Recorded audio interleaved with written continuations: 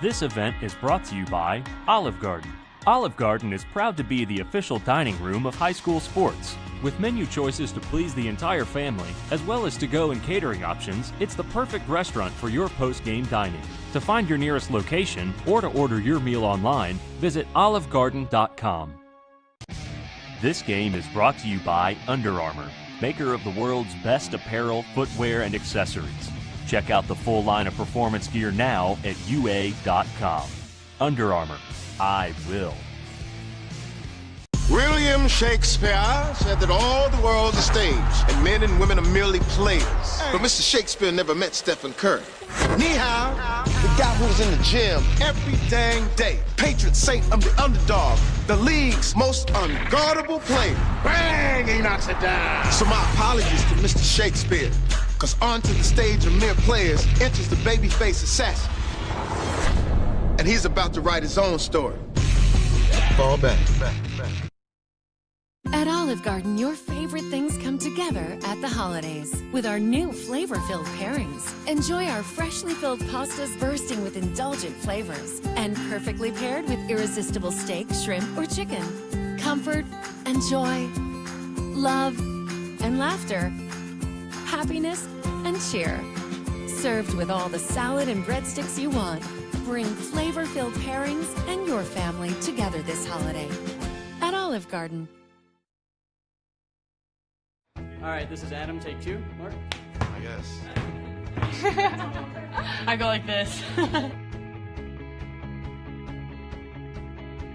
The best part about playing football in Texas has to be the reaction from the community. I want to encourage others to play volleyball or choir because you get to experience new things and do stuff that you've never done before. My reason why is passion.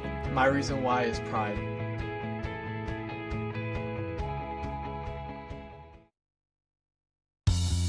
There's just one place where students are students first, and athletics are played with purpose and perspective. That place is your local high school.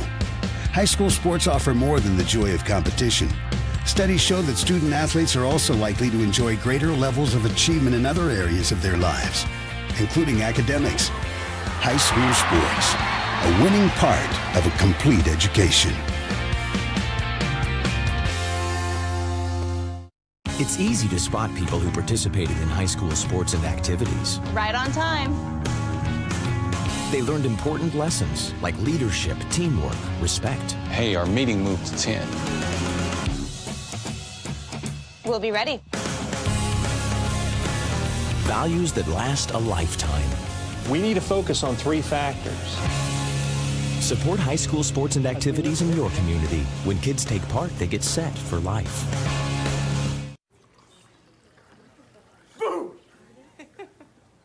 Hey, where are you going? Can't get by me. I'm number 1 in this class. I rule this lab. I'm number 1. Hey, I don't think so. Yes! Winner! I am a king! Woo! You wouldn't do it there. So, don't do it here. Sportsmanship. It's up to you. What? Jerk.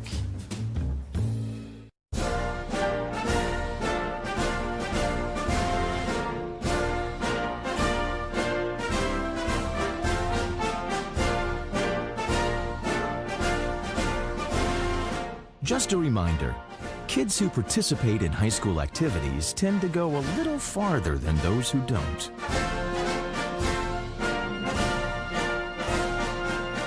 Take part. Get set for life. Thank you. Can I help you today? No thanks. I'm just looking. Oh, this is cute.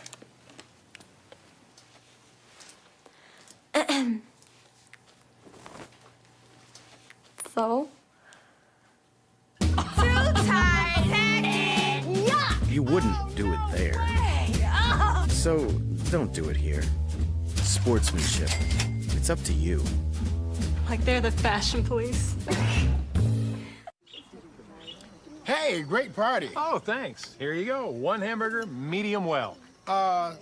This is well done. No. That's medium well. What? Are you calling me a liar? This thing is practically burned. That's it. You're not gonna come to my house and tell me how to cook a hamburger. You wouldn't do it there. That'd be crazy. So don't do it here. Sportsmanship. It's up to you.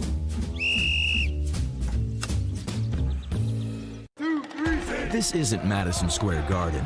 These drills probably won't make anyone a #1 draft pick. But these players are practicing for something important. While they work on their jump shots, they're also learning teamwork, discipline, self-confidence, how to deal with wins and losses.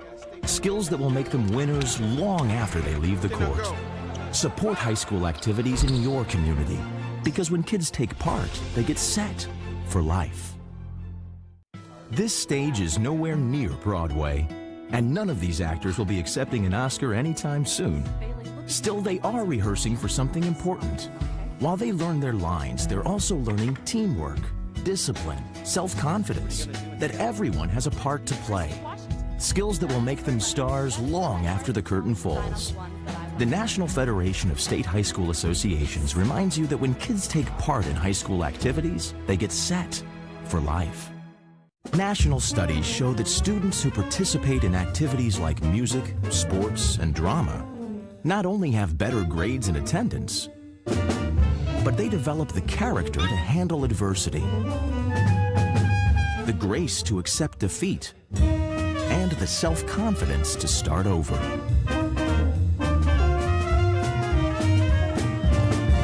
Take part. Get set for life.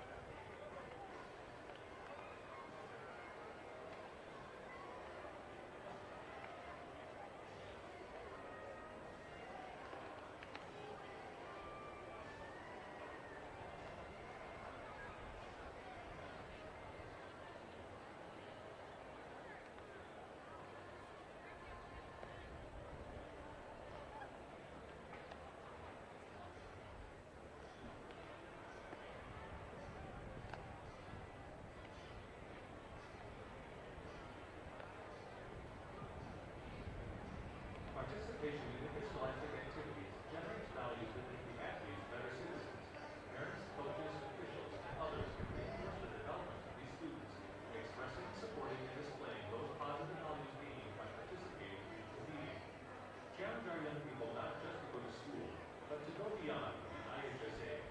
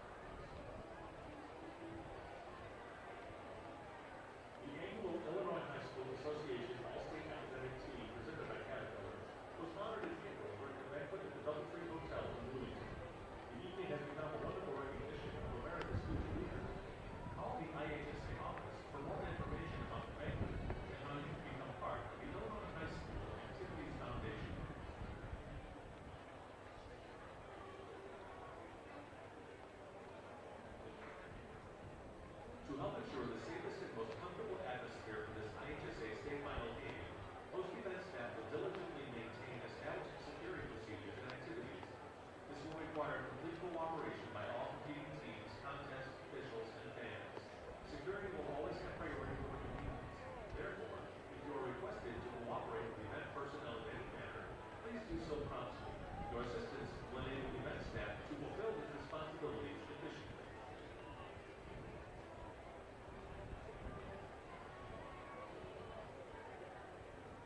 The Joliet Slammers and the Heritage Corridor Convention and Visitors Bureau would like to welcome teams and fans to today's game. We are proud to support the Illinois High School Association. This event is brought to you by Olive Garden. Olive Garden is proud to be the official dining room of high school sports. With menu choices to please the entire family, as well as to-go and catering options, it's the perfect restaurant for your post-game dining. To find your nearest location or to order your meal online, visit olivegarden.com. This game is brought to you by Under Armour, maker of the world's best apparel, footwear, and accessories. Check out the full line of performance gear now at UA.com. Under Armour, I will. William Shakespeare said that all the world's a stage and men and women are merely players. But Mr. Shakespeare never met Stephen Curry.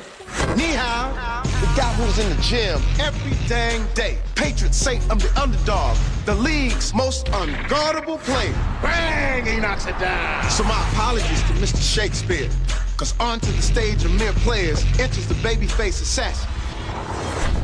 And he's about to write his own story. Fall back. At Olive Garden, your favorite things come together at the holidays with our new flavor-filled pairings. Enjoy our freshly filled pastas bursting with indulgent flavors and perfectly paired with irresistible steak, shrimp, or chicken. Comfort and joy, love and laughter, happiness and cheer. Served with all the salad and breadsticks you want. Bring flavor-filled pairings and your family together this holiday at Olive Garden. All right, this is Adam. Take two. Mark? I guess. I go like this.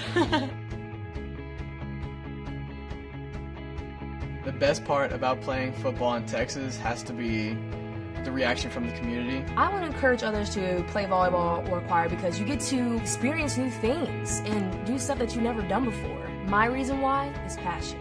My reason why is pride.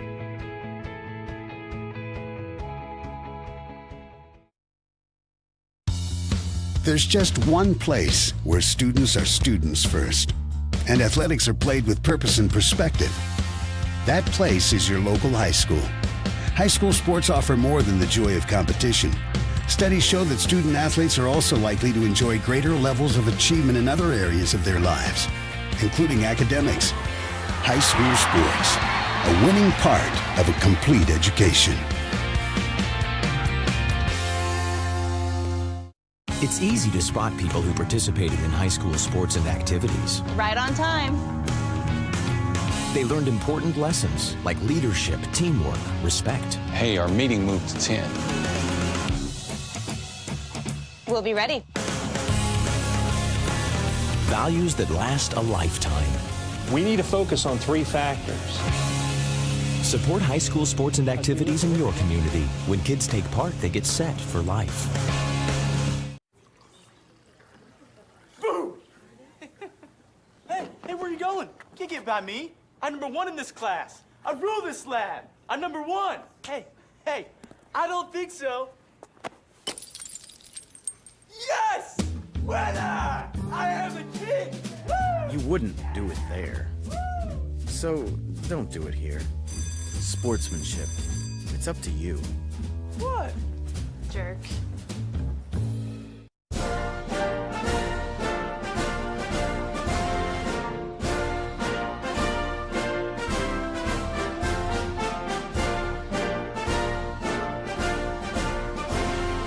Just a reminder, kids who participate in high school activities tend to go a little farther than those who don't.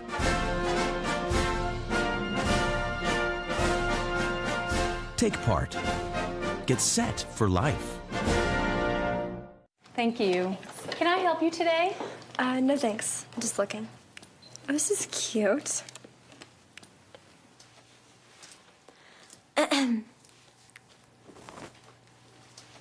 So? Too tight, You wouldn't do it there. So, don't do it here. Sportsmanship. It's up to you. Like they're the fashion police. Hey, great party. Oh, thanks. Here you go. 1 hamburger, medium well. This is well done. No. That's medium well. What? Are you calling me a liar? This thing is practically burned. That's it. You're not gonna come to my house and tell me how to cook a hamburger. You wouldn't do it there. That'd be crazy. So, don't do it here. Sportsmanship. It's up to you.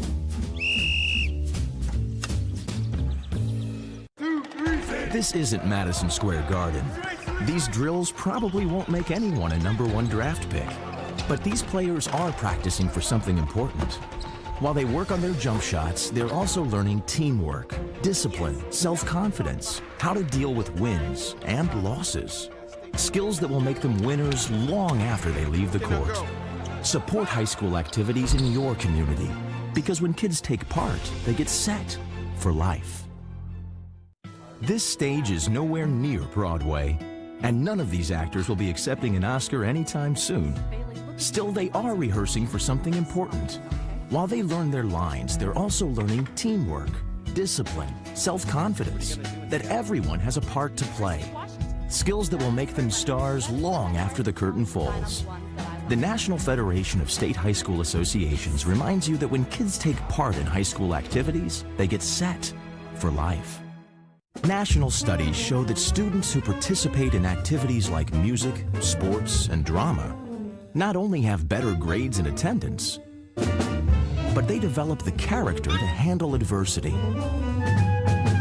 the grace to accept defeat, and the self-confidence to start over.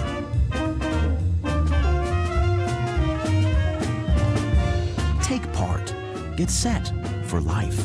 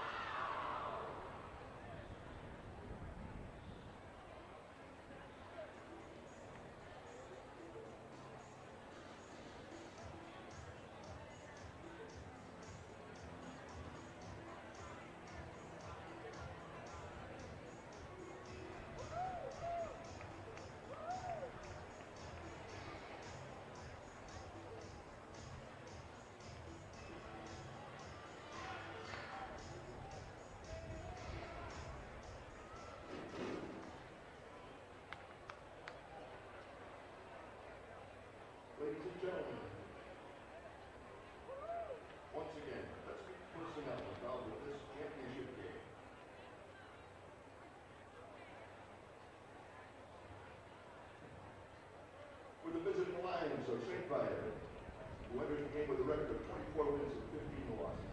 We beat the head coach, Mike Mann.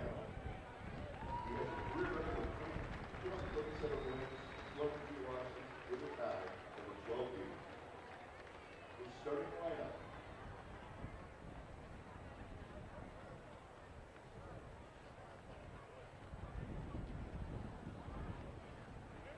Leading off on third base, number 20, Casey Bennett. In center field, number 34, Cole Bennett. At second base, number 12, Hunter Johnson.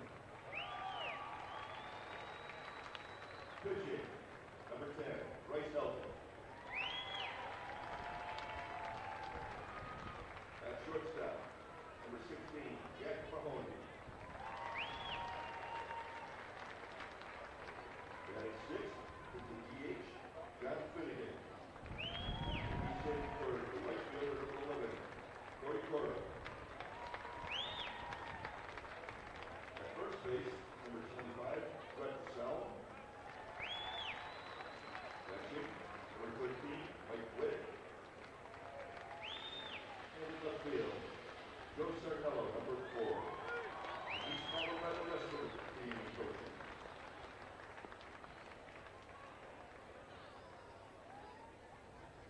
For the home team, the Spartans of Marian Catholic in Chicago Heights. They have a record of 24-15 head coach, Tony DiCarlo, who has a career record of 7 wins, 41 losses over 2 years. Marian Catholic starting lineup. In center field, number 1, Christian Beal.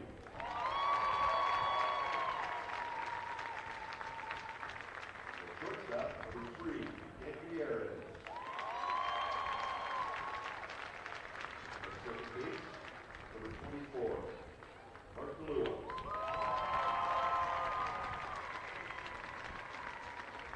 In right field, number 2, Wyatt Wood.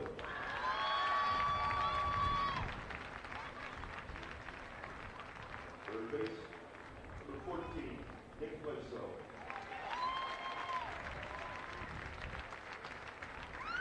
Catching, number 21, Angelo Capello.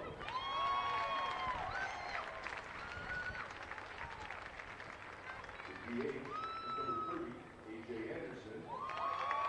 And he's in for the pitcher, number 27, Jordan Seagull.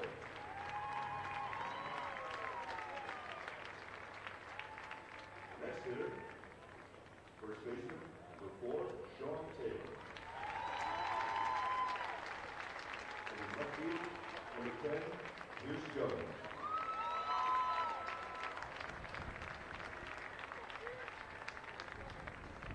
And the rest of the Marian Catholic personnel.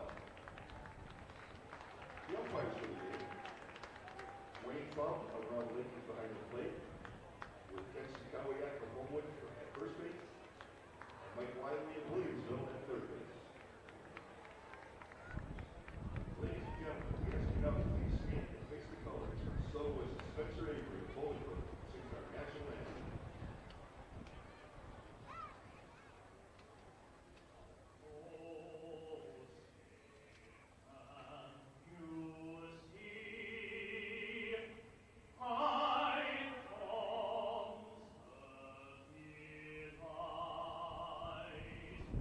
What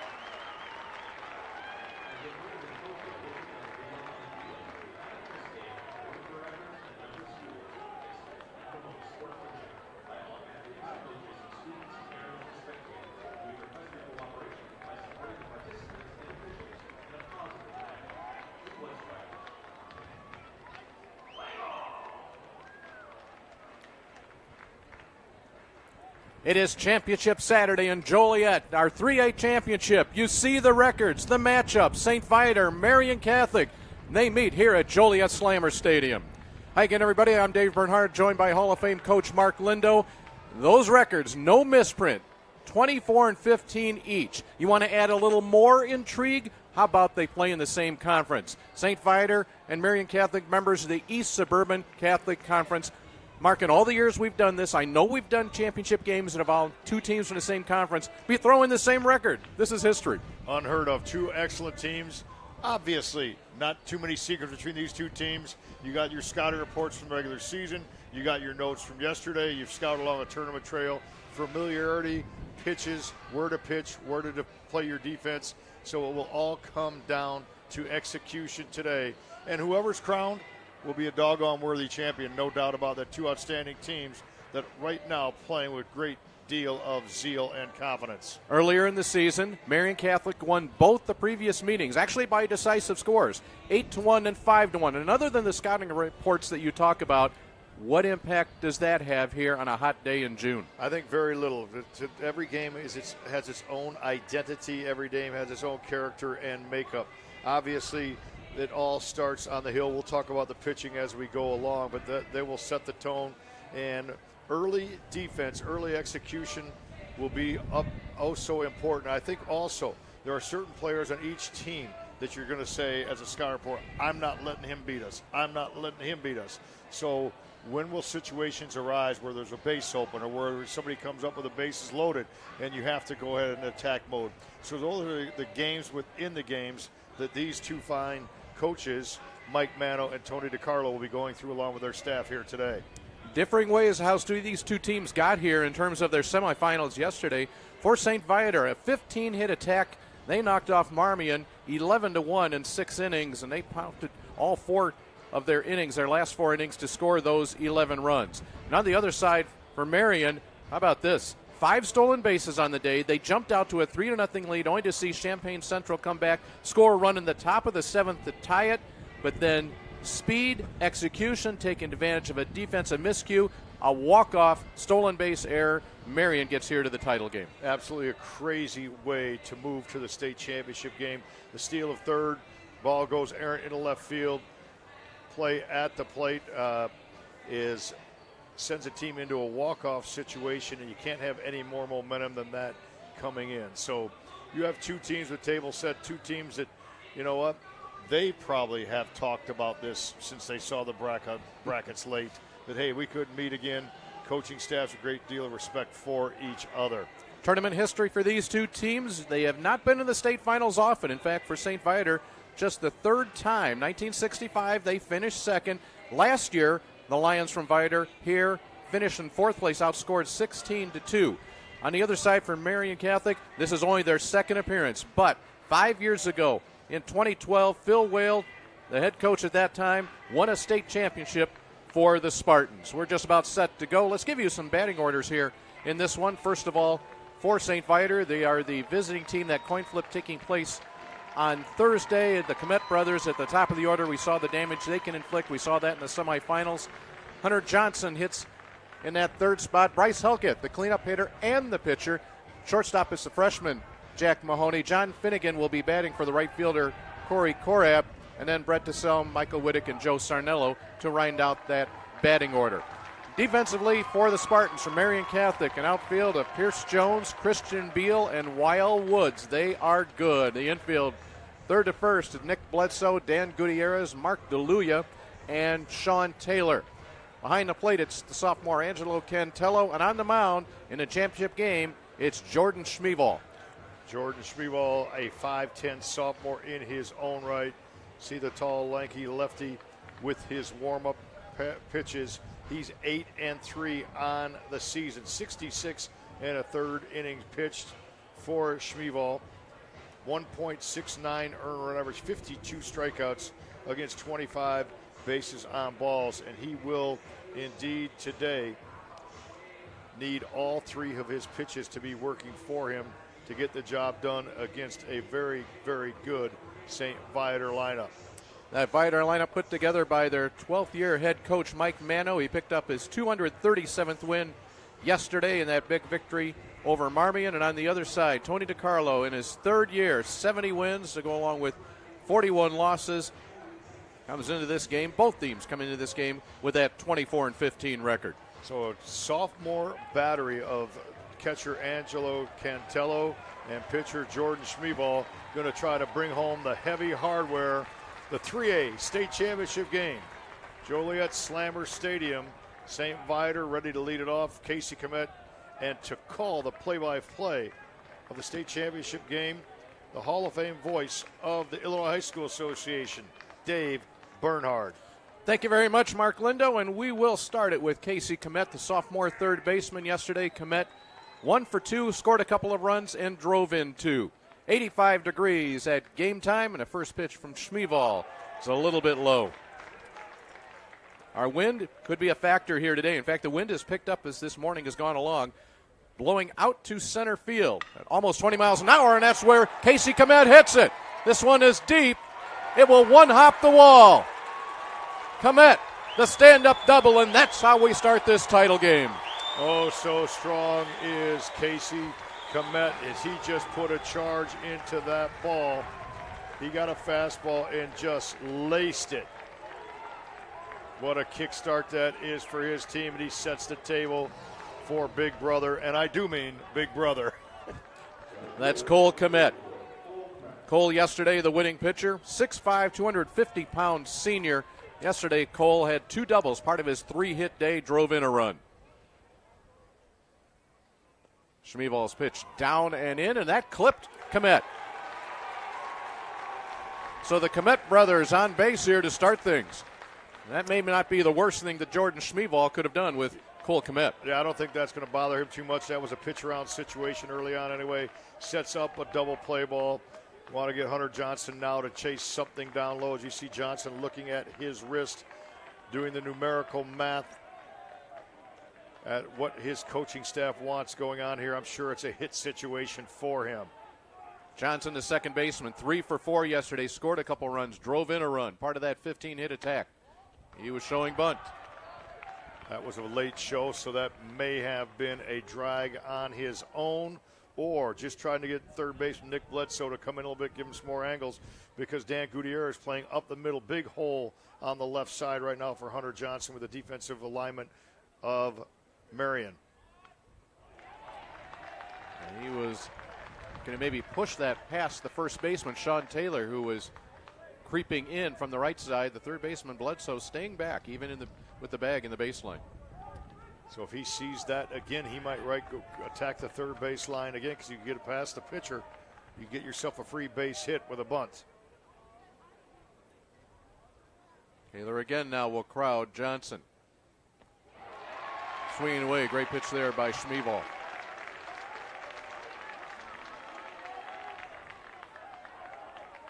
Leadoff double and a hit batter. Viator picking up right where they left off yesterday in that 6-inning win. Short lead to the bases. 2-2, waiting on deck is Bryce Helga. Schmeeball, one of those prototype, quote, sneaky fast left-handers. Doesn't get up there in a hurry, but that one can jump on you after he goes off speed. To the left side. Took a while to get to Gutierrez. Gets the force. Will not get the double play. Fielder's choice. Moves a runner up to third. See Casey Komet slow down just enough to impede the vision of Gutierrez. Gutierrez could not come get the ball. Had to stay back. The ball bounded about 3 times. Too slow to have a chance to double up Hunter Johnson. Helga hitless yesterday in 3 at-bats. He did score a run. Sizzles this pass to third base coach. That's Brian Muha. Coaches at third. Brett Kay over at first, a St. Viator alum. The head coach is Mike Mano for the Lions.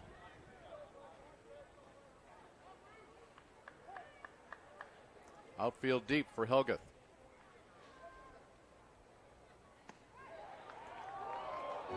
Spartan fans thought that Schmeeball may have had one there. plate umpire Dwayne Fountain turned his head mechanically, a little bit outside. Kind of showed that with his head movement. Good umpiring mechanically. Just off the end of the bat, the lefty turned it over. Our umpires, as Mark said, Dwayne Fountain behind the plate, Ken Subkowiak at first base, and Mike Weil is at third. Schmiebel, great change of speeds there. Helgeth tried to pull that ball, get out and around it. If he does, he's got to stay back, let the ball get deep, go middle opposite. There goes runner at first. Line drive left field, and it will get down. Casey Kmet will score. Bryce Helgeth, the RBI single, and the Lions are on the board. Well, baseball's a game of adjustments, timing, and he did just that. He was a little bit too early in the pitch before. He made an adjustment, made himself stay back, kept the barrel over the baseball, top spin, laced it into left field. So hitting that ball with authority. Helgeth with his 17th run batted in this season. That sets it up for Jack Mahoney. Freshman shortstop, 1 for 2, a run scored and a run driven in yesterday. Mahoney, a .355 batting average coming into this tournament. He's driven in 27 runs.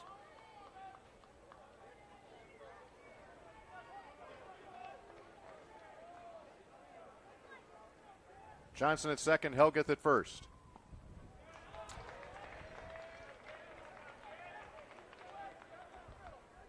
Courtesy runner over at first base, Vince Birdie for the pitcher, Bryce Helgeth. There's an old adage in high school sports, you're only as good as your seniors. That does indeed hold true, but there are some great young players in this tournament. Mahoney, one of them. Chance for two. Bledsoe. 1, 2. Spartans get out of it. Double play wraps up the inning. 5-4-3, but a leadoff double by Casey Kmet, then eventually an RBI single by Bryce Helgeth. It's a 1-0 lead for Viator as we go to the bottom of the first.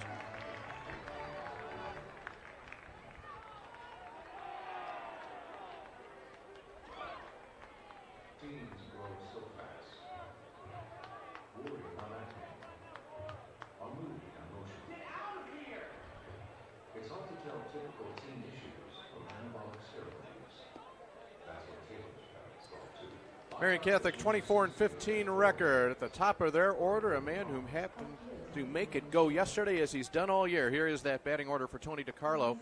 Christian Beal to lead things off, the center fielder. Dan Gutierrez will hit second. Mark DeLuia in that third spot. He is at second base today. The middle part of the order, Wyatt Woods, Nick Bledsoe, and Angelo Cantello. A.J. Anderson hitting for the pitcher, Jordan Schmieval. Then Sean Taylor and Pierce Jones round out that batting order. Defensively, for St. Viator, Joe Sarnello is in left. Maybe the biggest high school center fielder in the country, Cole Kmet. In the middle of that outfield, Corey Korab is in right field. Casey Kmet is over at third. Jack Mahoney, the shortstop, the right side of Hunter Johnson and Brett DeSelm. Mike Whittick behind the plate, and Bryce Helgeth on the mound. Let's take a look at Helgeth. Lanky 6'2", 205 strapping junior. 3-2 record on the season. 36 2/3 innings pitched.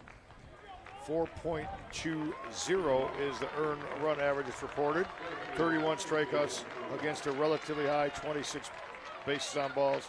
Helgeth is going to have to command the strike zone here today and stay away from a free pass situation, which he has struggled with, as those numbers tell.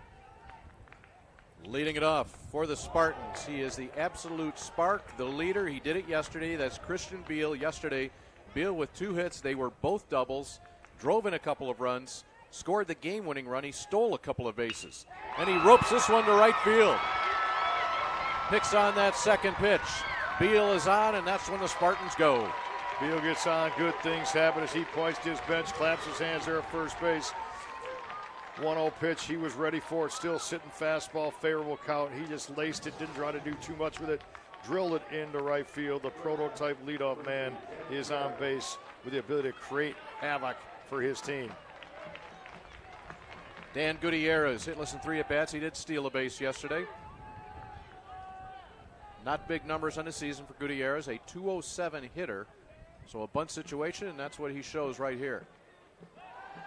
Oh, they had Beal leaning if that throw had been down. Beal right now is so juiced up. They could pitch out if they wanted and throw behind Veal on a missed bunt. But then the negative is they'd go behind 1-0 on a count in a bunt situation. And that time, the hitter, Gutierrez, did not show bunt. So he's in the head right now of Casey Kmet and Brett DeSelm, the two corners. That's where the most pressure is at in this situation, is where they're going to align themselves defensively. Bunt, first base side, and foul.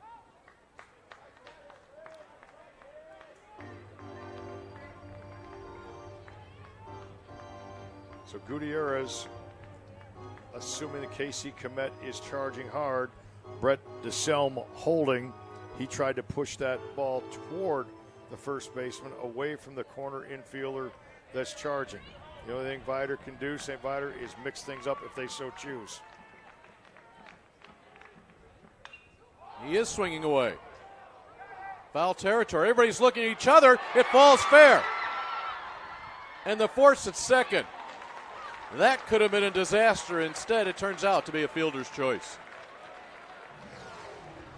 The wind took this from foul territory and drifted into fair. And nothing Christian Beal could do because that ball's there. He had to go back to first base to tag up, assuming an infield pop-up. So he had to go the whole 90 feet.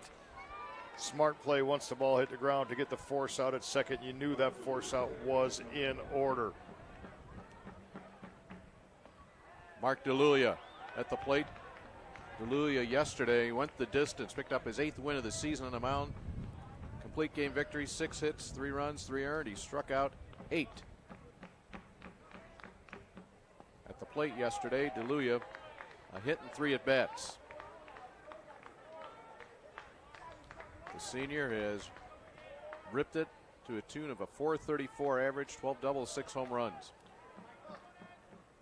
Short lead, Gutierrez. Dan Gutierrez over at first base. He will listen to his first base coach, his father, Dan Gutierrez. So I have a feeling, you see senior on the right, junior there taking the lead. I have a feeling that Dad's been in young Dan's ear quite a bit through his career.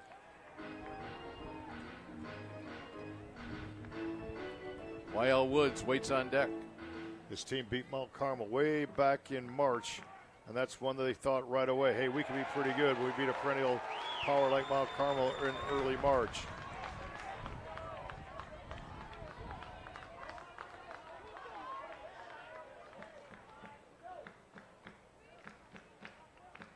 Short lead, Gutierrez.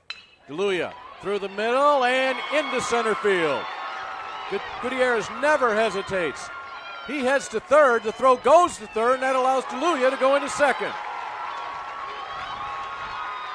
So we're going to get a chance to see some good hitting as he turns that ball, drives it right back up the middle. Then Gutierrez right there. He sees it. He's going to challenge it. We're playing first to third baseball. The throw comes in, not cut off. And how about a cerebral play by DeLuia? He said, okay, you're going to throw it there. Mental mistake. I'm going to take second base, take away the double play, take away the force out.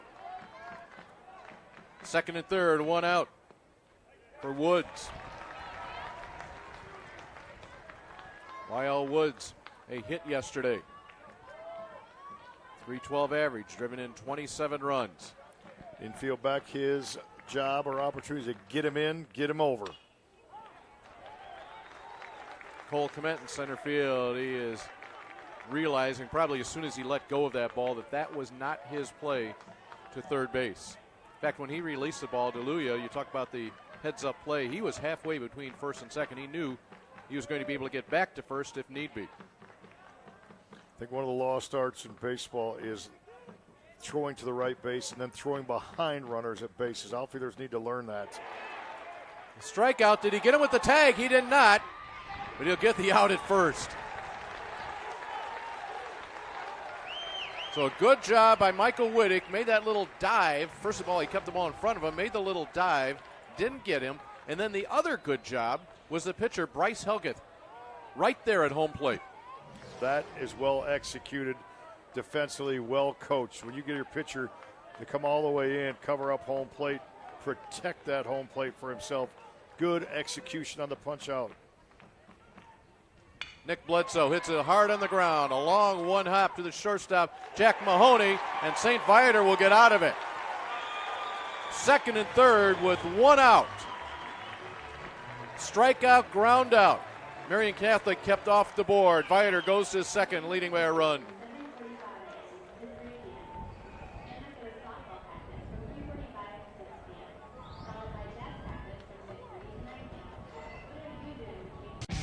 This game is brought to you by Under Armour, maker of the world's best apparel, footwear, and accessories. Check out the full line of performance gear now at UA.com. Under Armour, I will.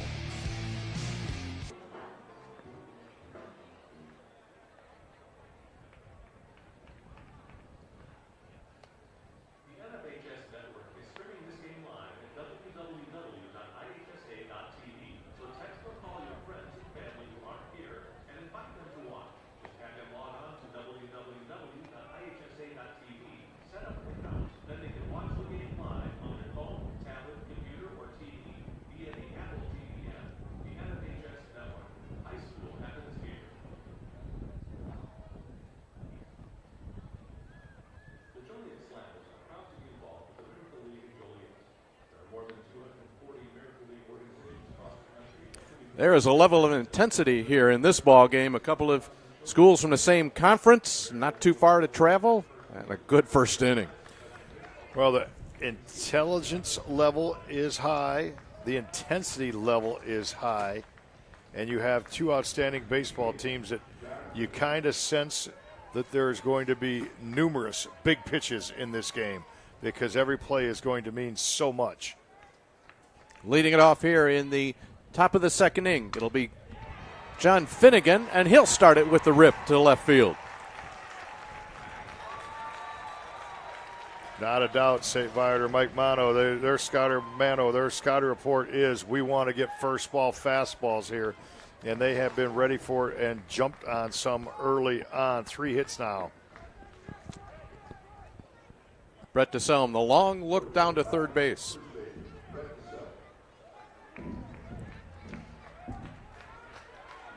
DeSelm, the first baseman.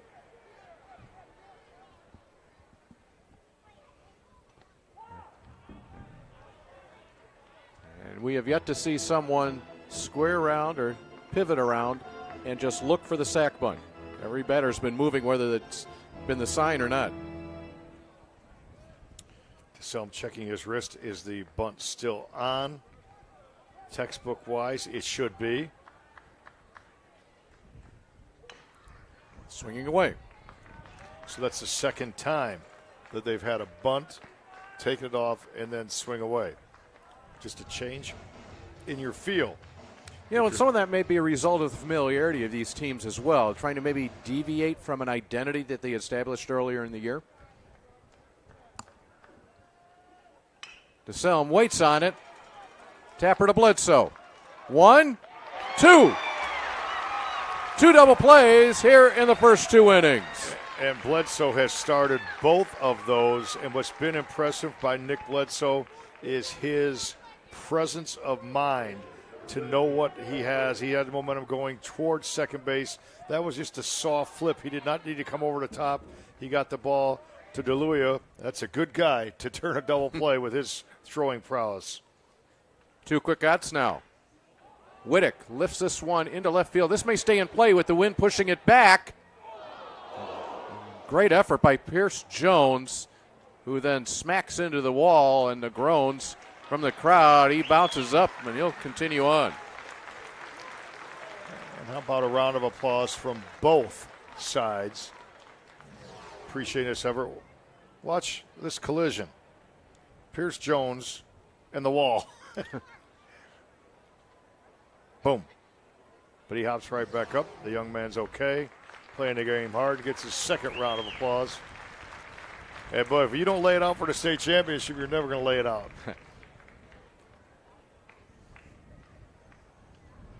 So the outfield will reset. And Whittick will get another shot here. A double play closed out the first inning. A double play begins the second. Both of them, 5-4-3. Jordan Schmeval from the wind. Schmeval will have to make a play here. And he does. So the bunt attempt by Wittick, not quite where he wanted it.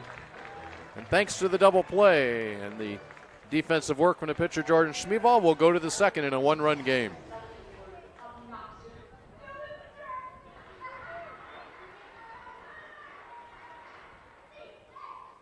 William Shakespeare said that all the world's a stage and men and women are merely players. But Mr. Shakespeare never met Stephen Curry. Ni hao, the guy who was in the gym every dang day. Patron saint of the underdog, the league's most unguardable player. Bang, he knocks it down. So my apologies to Mr. Shakespeare, because onto the stage of mere players enters the babyface assassin. And he's about to write his own story. Fall back.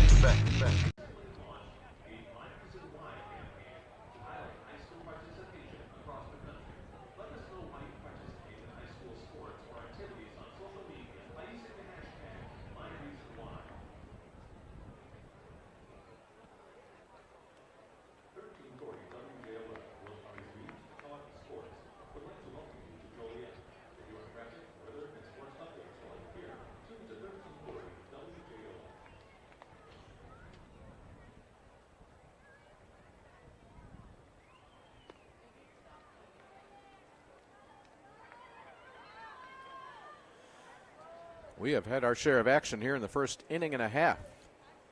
Defensive gems, people swinging the bat, and offensive scoring opportunities. Angelo Cantello to start it, number 6 hitter, followed by the DH A.J. Anderson, then Sean Taylor. Marian had a couple of hits in the first inning off of Bryce Helguth. Cantello, a little bit of an Italian name. And I know where you're going with this. You're baiting me into this here about lunchtime. That's off the glove of Helguth. Picked up, and a big-time play from Casey Komet. That's going to be score 1-5-3 as Cantello gets the ball off of Helguth's glove. Casey Komet, what a great throw off his back foot to throw a seed across the diamond in the first out of the inning. Boy, again, here in the first two innings, you are seeing championship baseball. A.J. Anderson, the designated hitter. He'll send this one to the third base coach's box. That's where Tony DiCarlo is. Well, back to Angelo Cantello. As long as we are, in that noon hour still, his family owns Beggar's Pizza. So we didn't order out for lunch, did we? No, but you took care of us. I may consider something here now.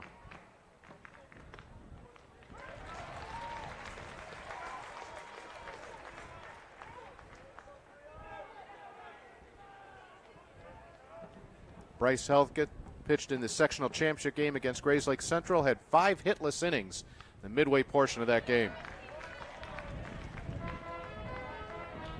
Both pitchers around the zone, both pitchers working quickly, thus both defenses on their toes, making solid plays. Anderson would not bite. Anderson hitting for Jordan Schmeval.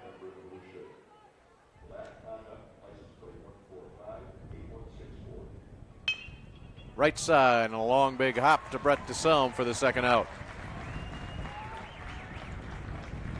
You see the hardness of this infield as it will continue to get harder as this game goes on. Infield was watered after the first game and then again just prior to the first pitch of this game. The dirt part, and you see it drying already, the light spots on the infield. On a 90-degree day, good shot there as it starts to change colors.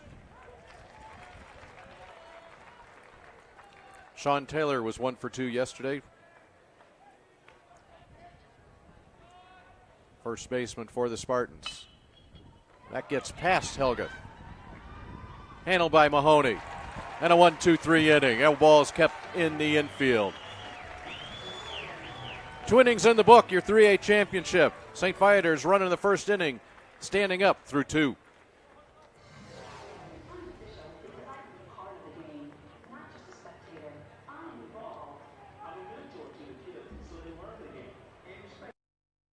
At Olive Garden, your favorite things come together at the holidays with our new flavor-filled pairings. Enjoy our freshly filled pastas bursting with indulgent flavors and perfectly paired with irresistible steak, shrimp, or chicken. Comfort and joy, love and laughter, happiness and cheer. Served with all the salad and breadsticks you want. Bring flavor-filled pairings and your family together this holiday at Olive Garden.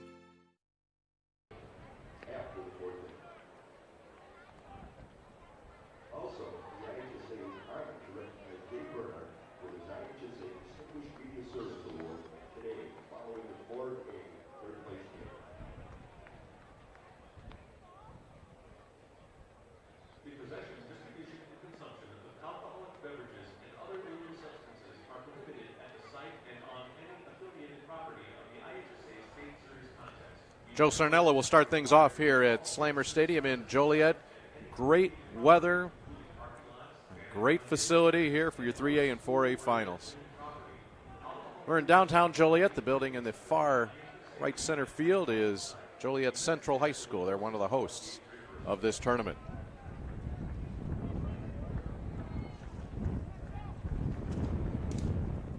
Sarnello will lead things off against Jordan Schmeval yesterday. What a day for the number 9 hitter. 3 for 3 with a couple of runs scored. One of those hits, a double for Sarnello. And he's going to be 4 for 4 in this tournament. Leadoff man on here in the third. Confidence breeds confidence. Young man seeing the baseball like a beach ball right now. Turns that fastball in the other half right around from the leadoff spot. 4 hits in 2 days. That will catapult an offense. What a catalyst he is at the bottom of the order. And who do you turn it over to? Casey Komet, who started this game with a double, one hopping the left center field wall. He scored our only run, came home on a single by Helga.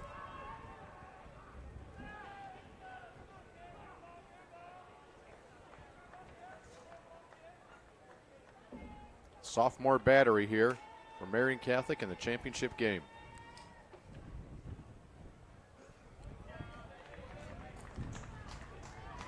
Big gap in right center field for Komet. 4.26 average coming in for Casey Komet. Only about 5'10", 5'11", where brother Cole goes 6'5". Called for a strike, and Komet came within a half an inch of being hit by that pitch. He's right on top of the plate. Ball crossed the plate, then continued to move inside.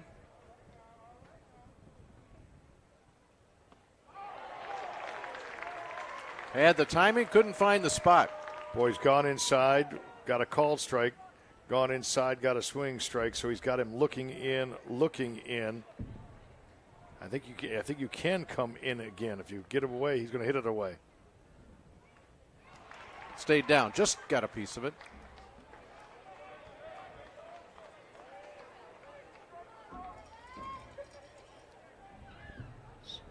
See Casey Komet choking up a little bit off the bottom of the bat with 2 strikes.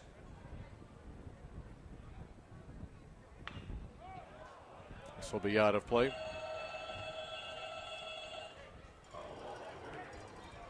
Time of day when the wind and sun is a factor. We are playing retro baseball this weekend here in Joliet. The Sox of Casey Komet. Schmeval going down to where his pants are hanging over his shoes.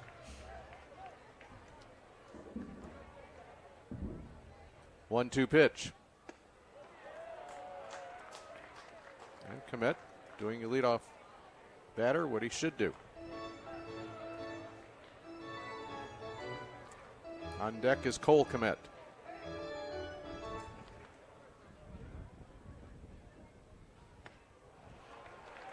Count has gone to 3-2. So if you're Mike Mano, you would think you'd put the runner into motion unless you think Casey Komet is going to strike out. If you think he's going to do anything but strike out, you probably start the runner. There he goes.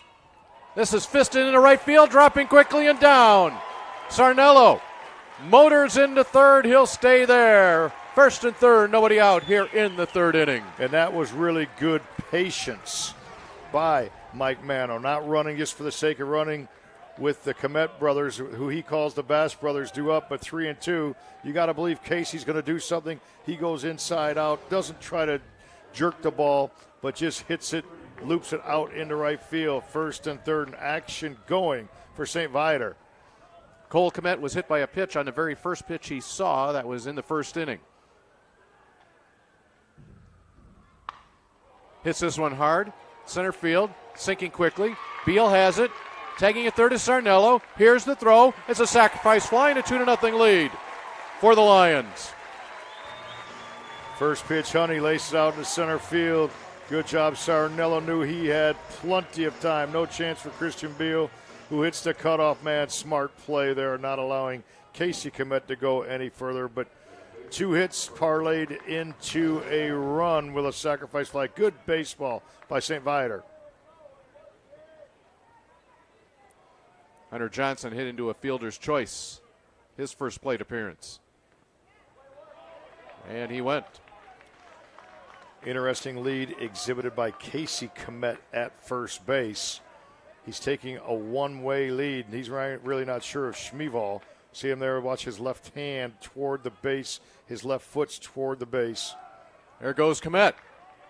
And he'll steal it easily. Got a great jump, and he got a great pitch to run on his 17th stolen base of the year. So what he did with that one-way lead is he turned it right back around and baited the opposition. Instead of, he went right on the leg there. He didn't wait for the leg to break the plane. He went on leg, guessed correctly, and gets that stolen base in a safe fashion. Scoring position now for Johnson. Down in the count, 0-2.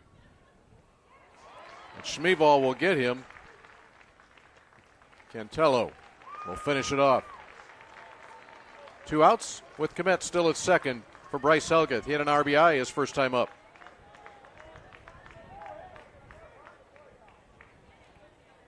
Big strikeout there from Schmieval.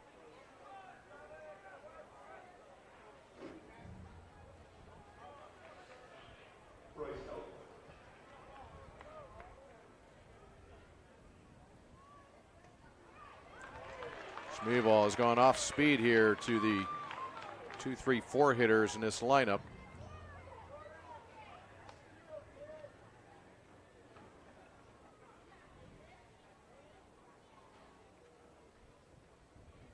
And again, Komet got a good break once he saw that ball in the dirt, and he'll advance to third on the wild pitch. Superb base running by Komet as he took his secondary lead. Shuffle, reads the fly of the ball, sees it in the dirt, and then explodes to third base to get himself 90 feet away. Another drop third strike. And a good throw. And only 1 run will cross the plate. Back-to-back singles to open the inning. And then a sacrifice fly from Cole Komet. We played in 2.5. It's 2-0. Viator over the Spartans from Marian Catholic.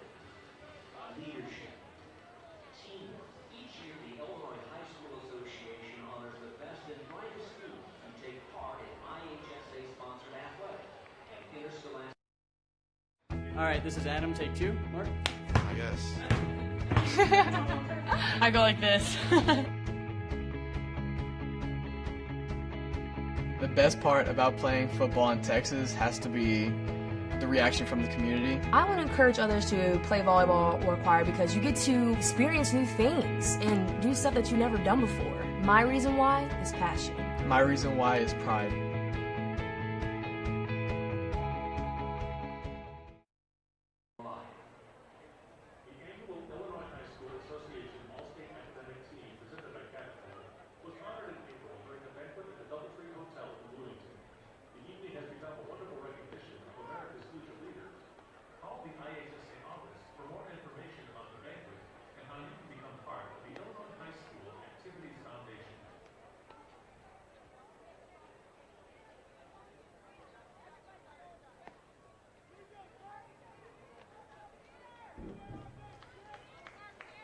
St. Viator scoring 2 runs in this game. That's more than they scored in either of their first 2 games against Marian this season. 8-1 and 5-1 losses for the Lions. In fact, those 2 losses came in a 4-game losing streak, a losing streak that ended on May 6th and started a strong winning streak. Since those 4 losses, Viator 12-3. First pitch swinging. Left field. That's caught by Joe Sarnello off the bat of Pierce Jones. Cole Kmet had traversed a long way to left center field. Sarnello's ball called him off. Did a good job in center field being behind him, backing up your teammate. Now that's quite a shadow that Cole Kmet would cast, because Sarnello at 5'8", Kmet at 6'5". You would definitely sense your center fielder right there behind you. Christian Beal single to start the bottom of the first inning. He was eventually forced out on a strange fielder's choice. Beal has hit the ball hard in this tournament. Had a chance to visit with him at the picnic the other night. What a great personality. You could tell the young man's well-spoken, loves to talk about baseball, loves to talk about his teammates. He also loves to talk about where he's going to his university career. That'll be at Miami of Ohio. GPA of over 4. Beal with a couple of strikes called on him. He'll have to take a breath and step back in. Pretty cool. We were talking to him about their spring trip to Arizona. He said, we became a family. And that seems to be, successful teams have that family feel to them. Beal's able to check it up.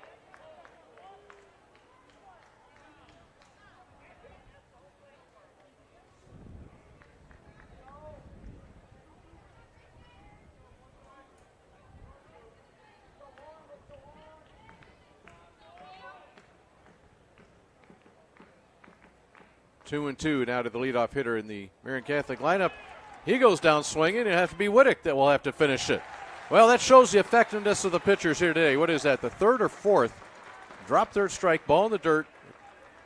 The catchers have had to make a play. And you can keep throwing the hammer down with your breaking ball, whether it be a curveball or a slider. Throw it for a strikeout pitch in the dirt. That's where you want to get your punch outs. But you have to have an outstanding catcher and confidence in your battery mate to do that. And we've seen every ball blocked on strikeouts thus far here in the championship game of 3A. 2 quick outs now to Dan Gutierrez. Gutierrez hit a high pop foul. At least that's what it was when it left the bat. The wind took it into fair territory with Beal at first base. The ball fell among 3 different St. Viator players, but Beal had to hold up, and he was eventually forced at second. Helga Thielen right now, he is in really good rhythm with his breaking ball downstairs.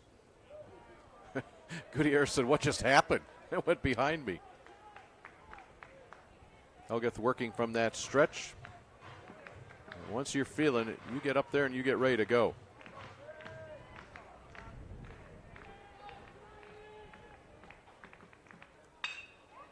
Ground ball hard up the middle, and that's going to get through. Base hit for Dan Gutierrez. It comes with 2 outs. 2 outs getting on base, set the table for DeLuya. We have seen all weekend. We've seen numerous rallies with 2 outs.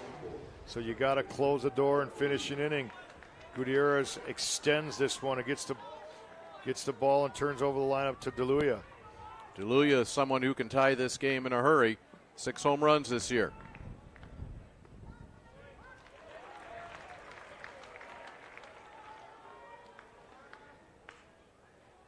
DeLuya with a .434 average, 12 doubles to go along with those 6 long balls.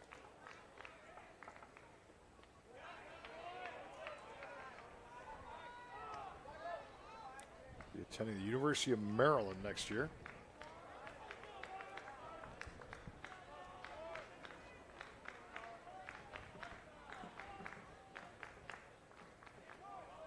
There goes Gutierrez.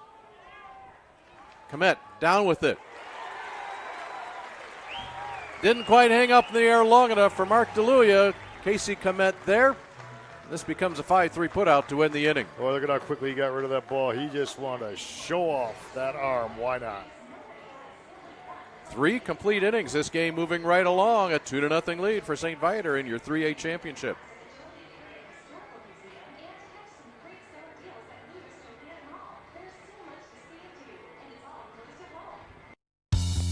There's just one place where students are students first.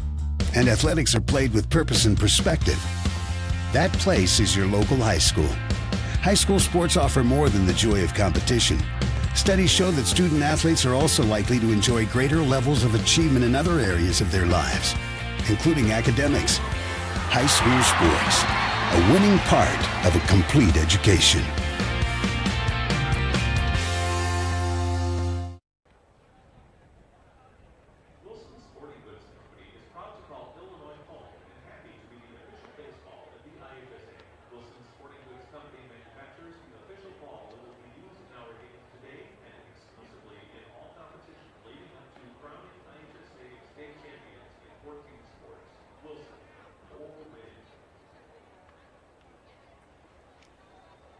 Every Saturday in the summer, they are playing ball beyond the left center field wall here at Slammers Stadium. That is the Miracle Field of Joliet. It's a field that is specially designed so that every kid can play baseball, because the banner on the back of that backstop there says every child deserves a chance to play baseball.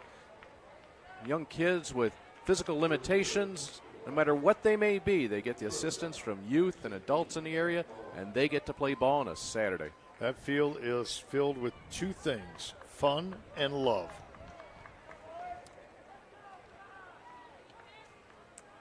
Bryce Helgath to lead things off here in the top of the fourth inning.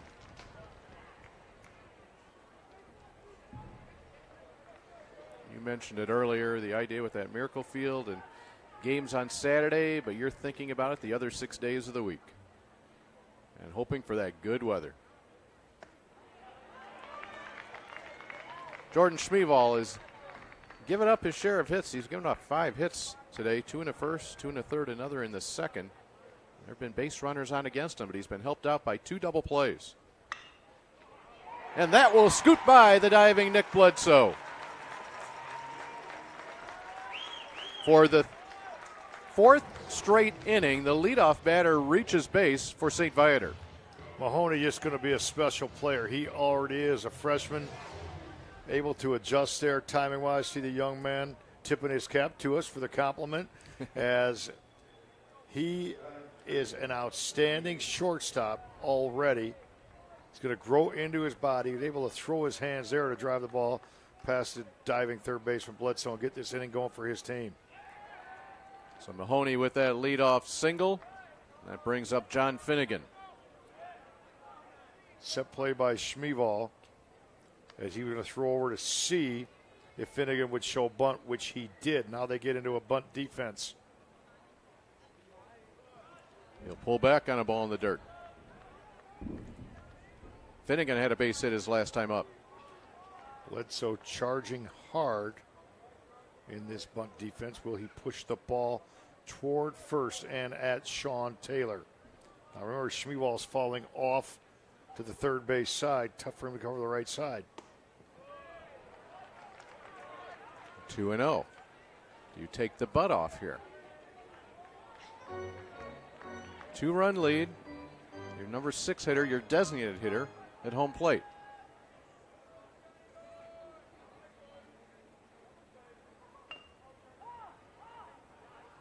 Kind of poked at that one a little bit rather than catching the ball on the bat. And Finnegan wants to get the barrel out in front of the hitting zone. The first adjustment you make as a hitter is move up in the box. It's not like it's a secret right now. You got out short early, get yourself a better angle out in front of home plate.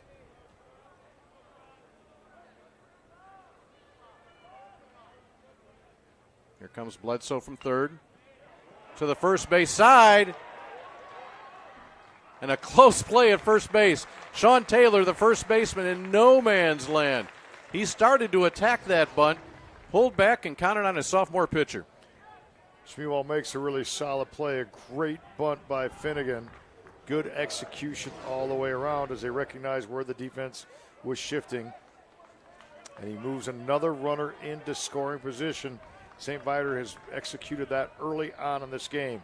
Brett DeSelm hit into a double play his last time up. DeSelm, the senior first baseman. 12 runs batted in, up over 300 batting average.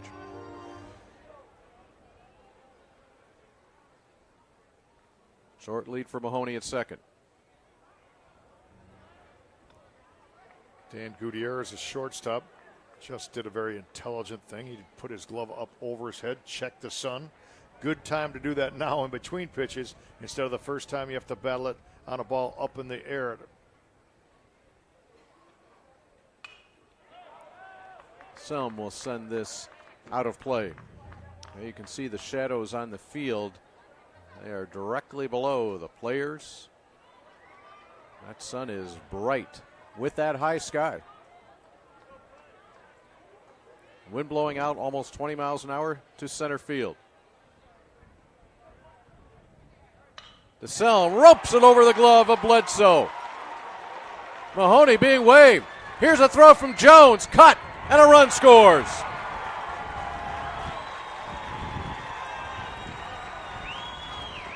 It is 3-0 St. Viator. So they take a base hit, a sacrifice bunt, another base hit. Brian Mahoom, the third base coach, waved him the whole way.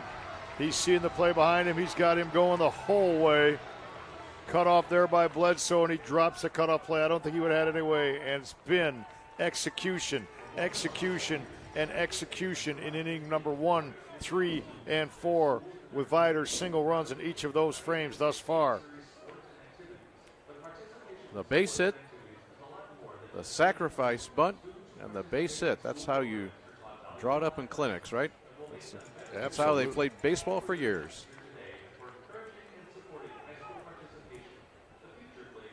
These are the type of games, if you're on the Marian Catholic side, it is tough when teams just add that run an inning, add a run an inning. Viator run 1 inning number 1. St. Viator 1 inning number 3. 1 up on the board now. And what you were alluding to, Marian has to get a stop, and they have to answer next. We're going to get a pinch runner at second base for DeSelm, who had advanced to second on that throw. Brett Kay talking to that pinch runner, giving him instructions at what he should do. Jake Cinema to run at second.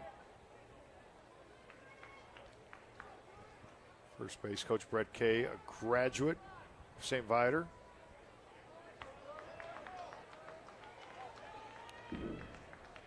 One out for Michael Wittick.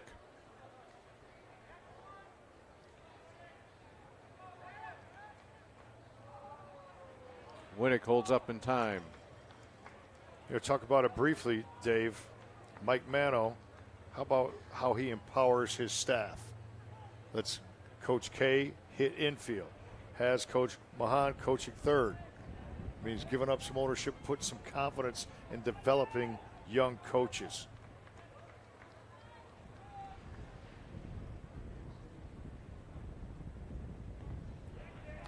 Another one in the dirt. Angelo Cantello working hard today.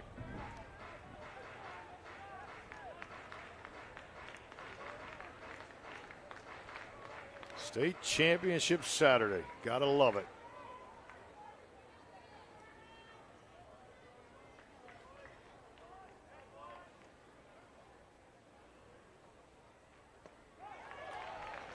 Wittick could not find it. It's a big hitter right here for Schmeeball. Because coming up next is Joe Sarnello. He is 4 for 4 in this tournament.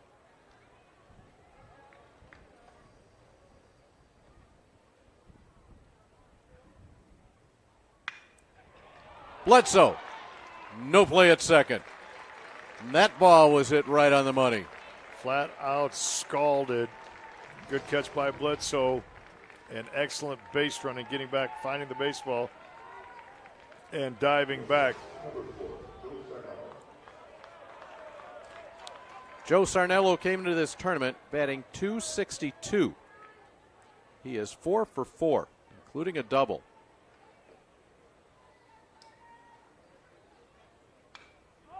This one fouled back and out of play.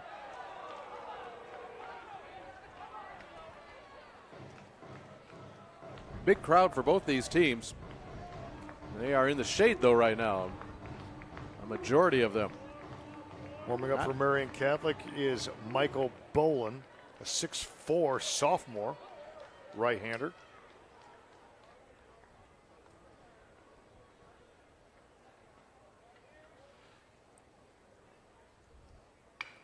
Sarnello, he'll do it again.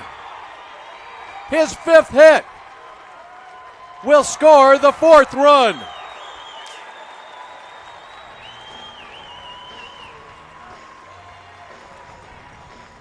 When you're hot, you're hot. There's that cliche used by me. He just takes a ball right center cut and just laces the left field. A lot of top hand, but was able to keep it fair. 5 for 5, and almost all of them been squared up for Sarnello, the 9-hole. Back to the top, and Casey Komet, a double and a single today. Sarnello breaks for second on the steal. He'll get that. And he's in scoring position for Komet. They went on the leg move again the second time. It's the first time today after that pitch that you saw Schmieval a little bit frustrated. After that stolen base, he kind of shrugged his shoulders, blew out some air, and has to right now regroup.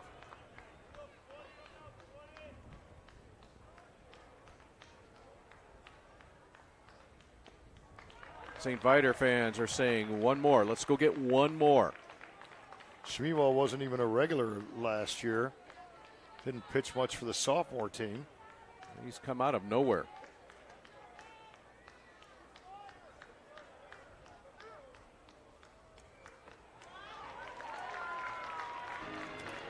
Four-hit shutout in the Super Sectional over Solorio. Had a 2-hitter in the sectional semifinal game. Here today, he has given up 8 hits, 3 in this inning. Sarnello fakes the break for third. And with the count 1-2, that can sometimes be distracting for the hitter. With that runner at second dancing around like that. Lions right now playing a very aggressive brand of baseball, and when you're up 4, you can do just that. Keep the pressure on. Komet will try to beat this throw to first. And Cantella will have none of it. However, 2 runs in the inning, 3 hits, RBI singles from DeSelm and Sarnello. The score starts adding up. It's 4-0. We're halfway home here in your 3A state championship.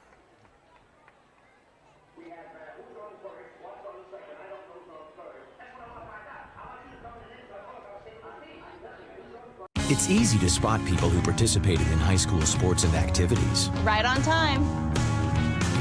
They learned important lessons like leadership, teamwork, respect. Hey, our meeting moved to 10. We'll be ready. Values that last a lifetime. We need to focus on 3 factors. Support high school sports and activities in your community. When kids take part, they get set for life.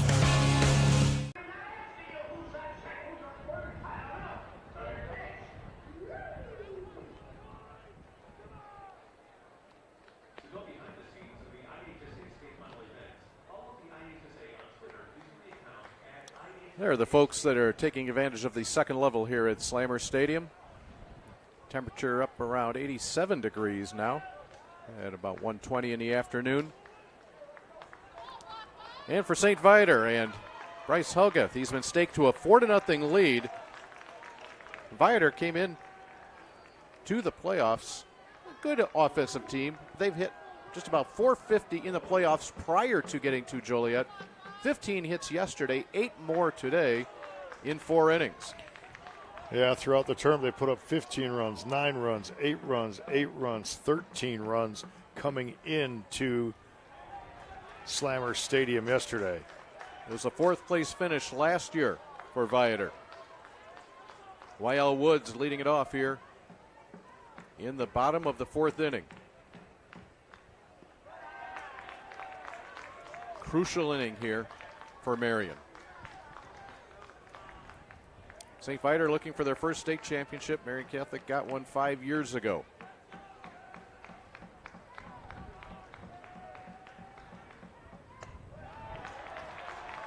Count goes to 3-1. Yeah, you and I both had the feel, we talked about it, that we really believe Marian has to score next. They can't chase any more than 4. Leadoff batter on. First walk today by Helga.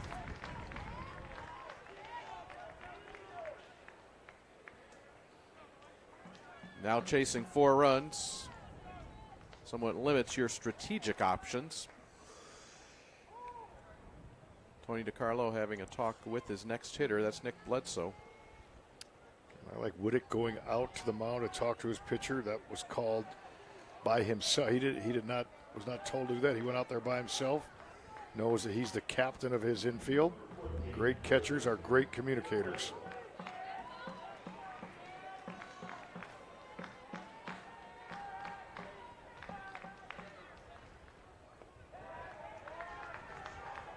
Five of the 6 pitches thrown this inning have been balls. Boy, Wooddick has smothered everything, hasn't he? Everything in the dirt has been in front of him. He is a workhorse back there. And that one he cannot handle. That bounced too far in front of home plate. That wild pitch will send Woods to second. Yeah, that was not a ball in the dirt. That was a ball well in front of the dirt, about a 56-footer that went to the left-handed hitter's batter's box. So that he opened up, dropped down, and missed by a good 2 feet. He's been in total command of this game, total command of the strike zone, but home plate jumping a bit right now.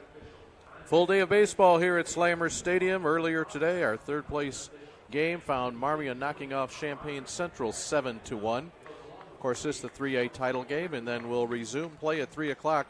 Third place action, New Trier takes on St. Lawrence, and that sets us up for the final game, the final athletic event in the IHSA calendar year. That will be Crystal Lake South, 35-5, taking on Edwardsville. They'll come in 34-7.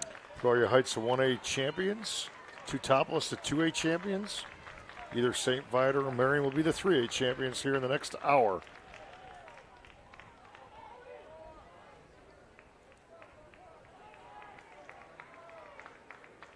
Bledsoe is ready to go. So is Helga.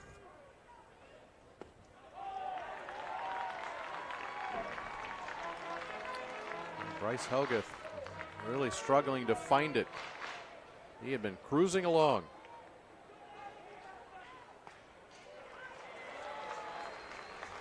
Now he'll have to battle all the way back. I see if Wooddick can make an adjustment for his pitcher. He should be setting up inside more because everything that Helga has been missing has been on the outside. Count comes to 3-2. See from that center field camera the wind having an impact and blowing straight out. And it's gradually increased its velocity as the first 3.5 innings of this game.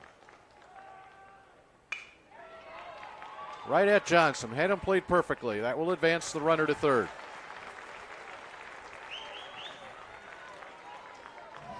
Good comeback by Helga, who walked a man, then goes 3-0. Comes all the way back, strike one, strike two, and entices the ground ball, induces it to second base where they get the first out of the inning. Defensive play back. They'll take it out for a run here with a 4-0 lead. It'll be up to Angelo Cantello, the catcher. Wide at third base. While Woods made the move there at third as he was going on contact.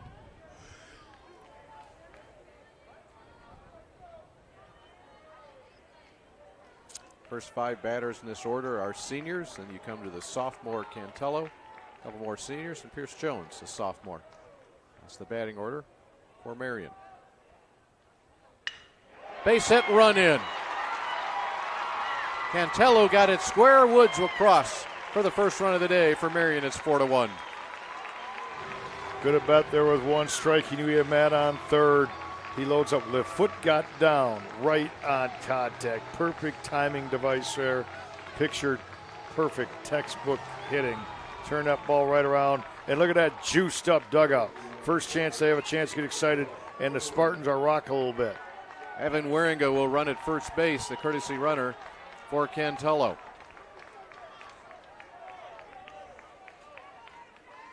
Wieringa had a stolen base yesterday in that 4-3 win in the semifinal. A.J. Anderson will step in with a .311 batting average. He popped out or grounded out to first his last time up.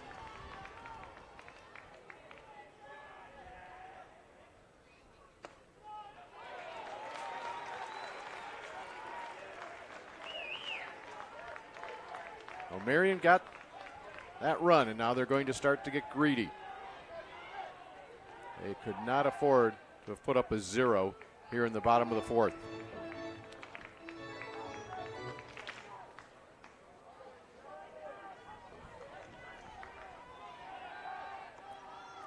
Wieringa getting a little bit of a workout there at first.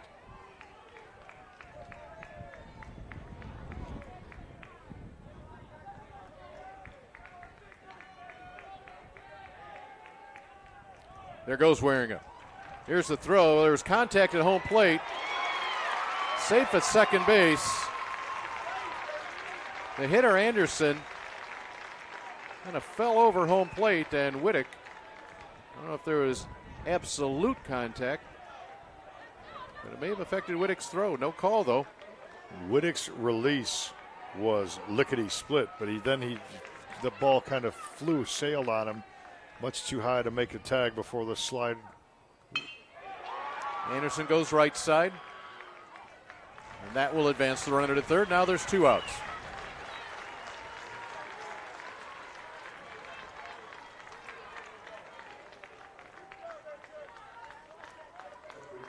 Well, as a team, every inning you say, let's just win the inning.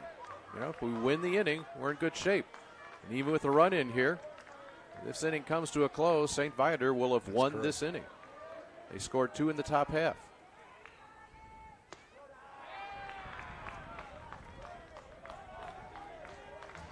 Sean Taylor grounded out, his only time up today.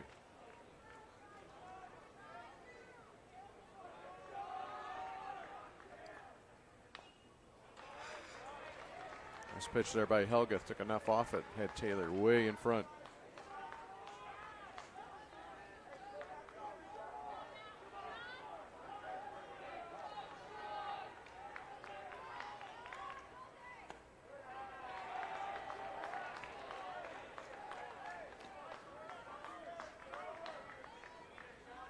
Taylor loves to work out of an open stance. See both eyes on the baseball. Carries his hands relatively high in his ready position. Called strike 2.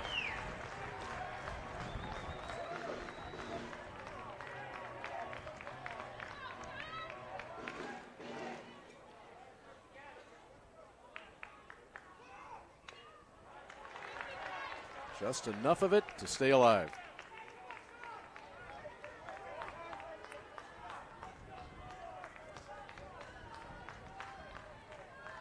Big at bat here in the bottom of the fourth.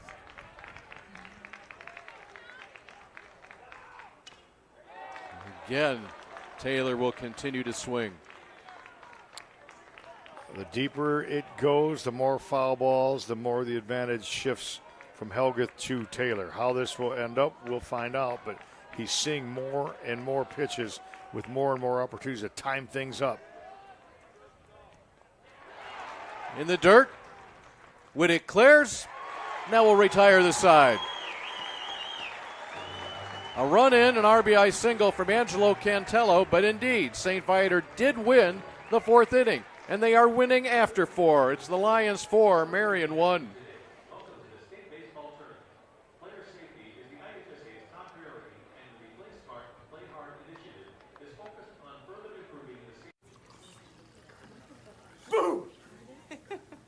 Hey, where are you going? You can't get by me. I'm #1 in this class. I rule this lab. I'm #1.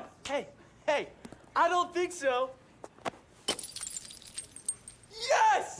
Winner! I am a king! Woo! You wouldn't do it there.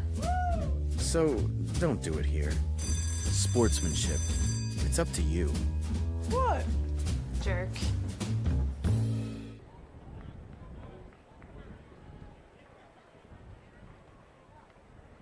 Visual image photography is the photography service authorized to provide fans attending IHSA state finals with official action and award photographs of the participants. You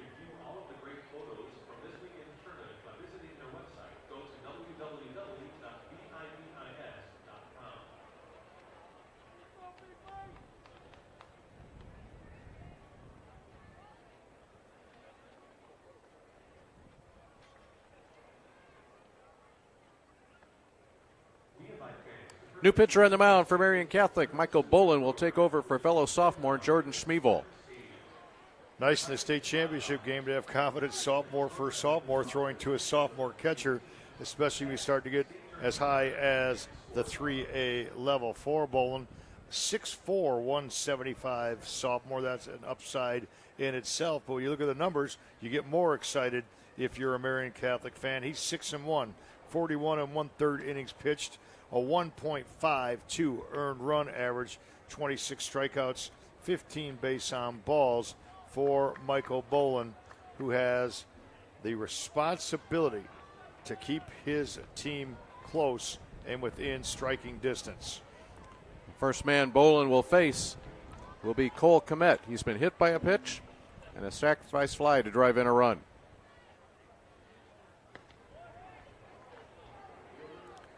Bolin with a red glove and a very small glove. Looks more like a second baseman's glove as opposed to the larger gloves pitchers generally use. And pitchers want that big glove because they want to put their whole wrist inside the glove and hide any thievery by opposing coaches. Komet didn't like the looks of that 2-0 pitch. He'll look to get something here on 2-1. So coaches can see a grip on a ball. They can relay pitchers to their hitters.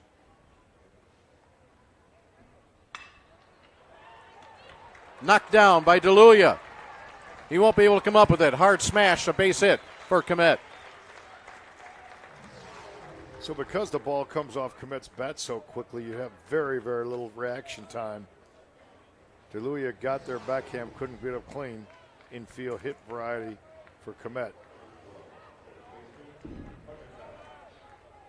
This is the 5th inning. And St. Viator has had the leadoff batter in each inning reach base. Brings up Hunter Johnson. Johnson up the middle. Double play ball comes up and bites Dan Gutierrez. Ooh. And that's going to be scored as a base hit because Gutierrez really didn't have a chance. Look at he's there. No. The ball takes a super ball bounce on him. And that did not hit the edge of the grass. That must have hit something in the dirt. That was very late. He had approached that ball fundamentally sound fashion. The ball just jumped on him at the last second. Bunting situation for the cleanup hitter, the pitcher Helgath.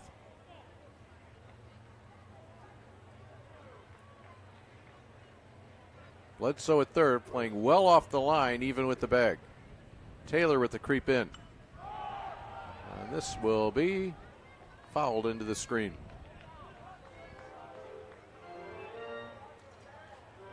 We haven't seen too many great executions on first pitch bunt attempts here in this ballgame. No, but we have seen ultimately get the job done. Exactly. So, but yeah, not right away. But that means hitters or bunters are making adjustments. Look at Cole Komet in your screen. You need a big screen TV for his body. You need a 54-inch. Chance at third. There it is. And at first, no.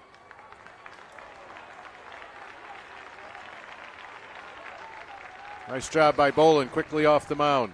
See that ball stays up in the air. Bolin gets it on the high hop. If he would have let that drop again, he would have had to go to first. So good job feeling his position. And Helgath just didn't help his own cause there, bunting that ball. The only place you don't want to bunt it is right back to the pitcher, and that's where his bat angle took the baseball. Vince Birdie goes back out to run for Helgath at first base. Jack Mahoney, a single and a run scored last inning.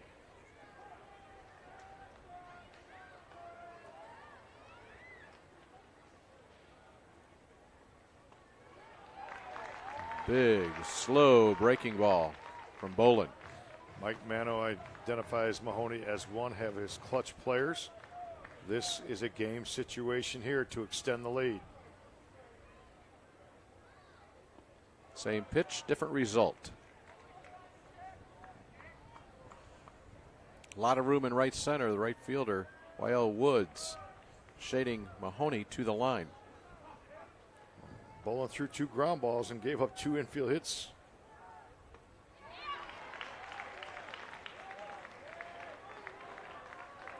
Freshman Mahoney couldn't jump on that one. Sophomore pitcher, sophomore catcher, freshman hitter. Youth is served.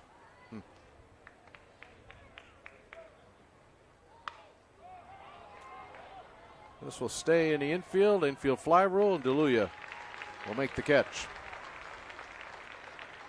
2 outs to the designated hitter, John Finnegan. He's officially 1 for 1 today with the sacrifice bunt. And this would be huge for Marian to get out of this one. I was going to say, in my analytic capacity, I think this is the biggest hitter of the game so far, right here.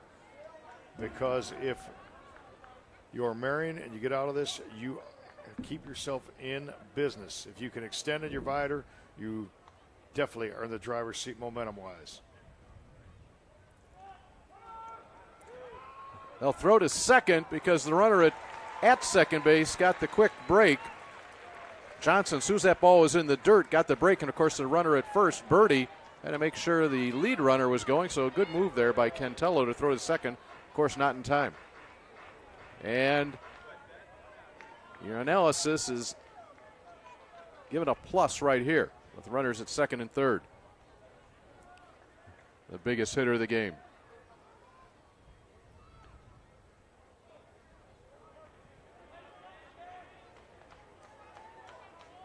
Boy, both of our catchers getting a workout.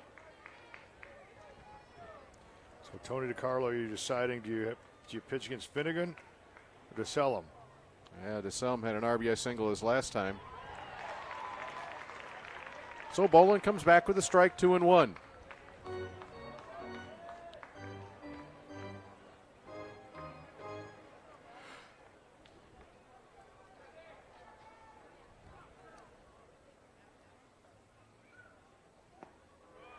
Three balls and a strike.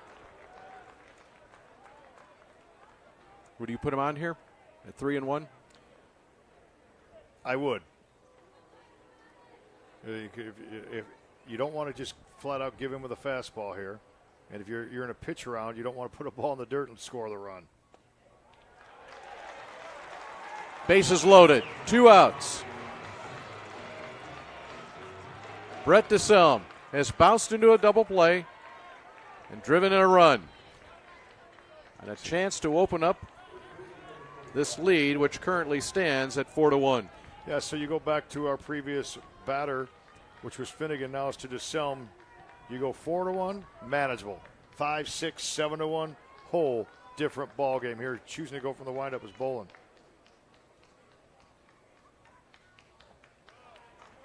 Again, Cantello having to work. Prevented a run there. Johnson, Birdie, and Finnegan, the runners. Third, second, and first. When you get a breaking ball in the dirt, you're afraid of the ball back. You're sitting on a fastball next. 2 balls, no strikes. And just as an aside, I wonder if that cap problem Bolin's having flying over a pitch has anything to do with his delivery and his focus with that. DeSelm hits it hard to right center. This could clear the bases. Johnson scores. Birdie is in. They are waving Finnegan. A bases loaded triple for Brett DeSelm. 7-1. There's the scenario we talked about. DeSelm now the biggest hit of the game thus far. Watch that ball split the gap. It rolls all the way to the wall. As soon as you start describing it, you knew they were going to score 3. DeSelm sees a play in front of him and then puts it into overdrive. A 3-run bases clearing triple. And in full control of the baseball game at this juncture is St. Viator.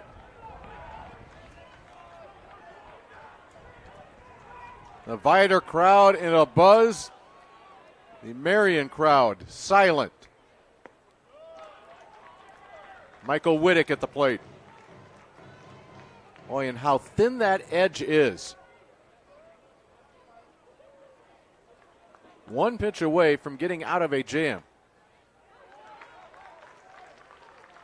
DeSelm got the count in his favor, and he heard it.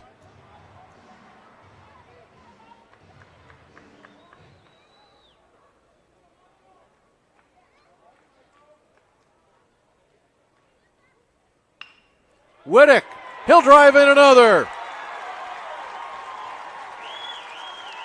It is 8-1. Wittick took the head of the bat, dropped it right on the baseball, gets it to the 5-6 hole between Gutierrez and Bledsoe. And you go back to DeSelm. DeSelm had 12 RBIs coming in. He's got 4 today. And then moving the line is Wittick. And right now, St. Viator flat out feeling it.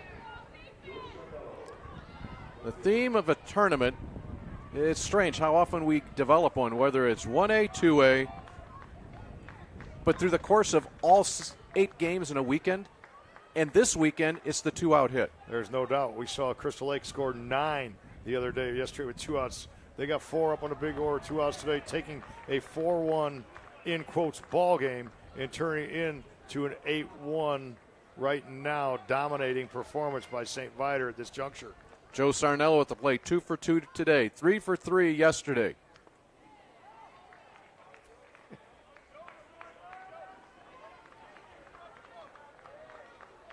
Sarnello mad at himself for chasing that ball. If I were him, I'd be up swinging too, because everything he's swinging turns to gold right now.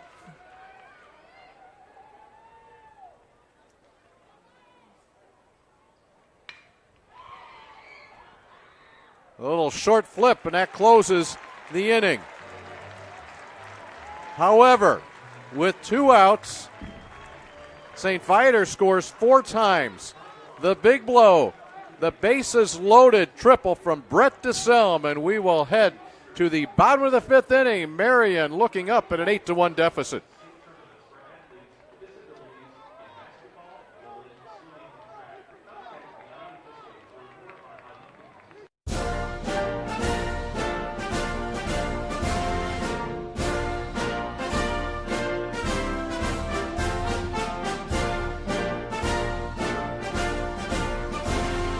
Just a reminder, kids who participate in high school activities tend to go a little farther than those who don't.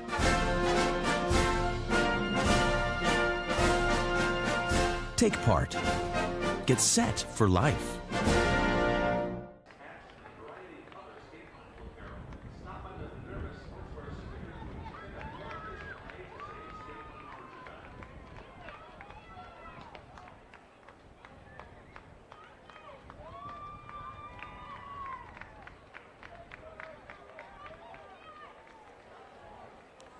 Last time these two teams played was May 3rd.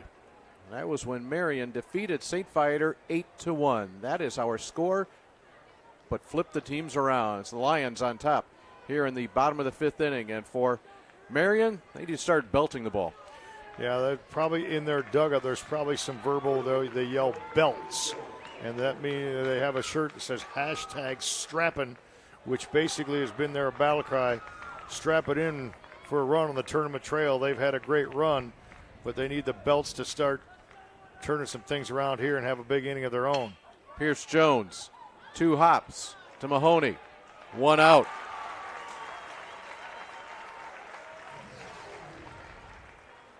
Mahoney's so silky smooth as a Frost phenom, just really solid making plays. Christian Beal struck out his last time up, singled his first. If there is a spark, you'd have to feel it's going to come from Beal.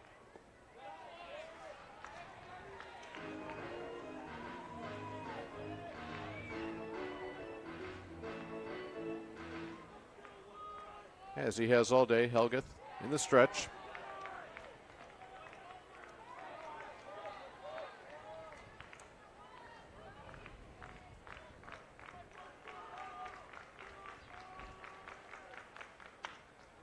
This one may stay fair. Oh, my goodness. Nope, they're going to say, I think our home plate umpire said it went off the leg of Beal. But how about the spin on that ball? Yeah, that was a foul ball that went fair. Here's our replay. That hit kind of funny. Spun back. I don't know. Our replay did not show it went off Beal. And Beal didn't, quite honestly, he didn't react like it did. Mike Mano got a quick explanation, didn't go to his way of thinking, so Beal will stay there. Now with the 2-1 count. Beal, a 4.08 student.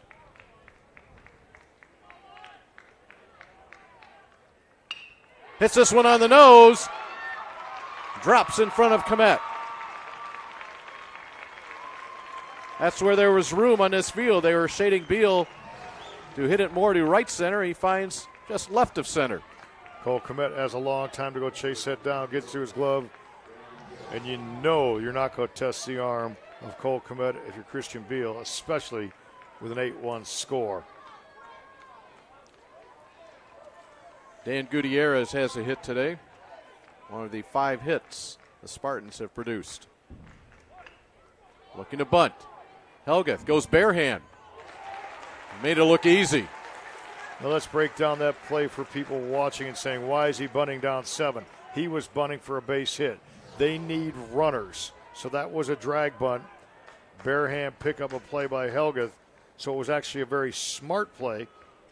And you and I both know they don't need 7 runs this inning, but they need to get 2 or 3. Now with 2 outs, can they do some damage? DeLuey at the plate.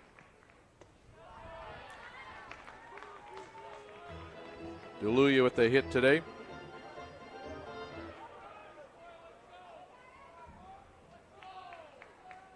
Four-year starter for the Spartans. Best all-round player on this team.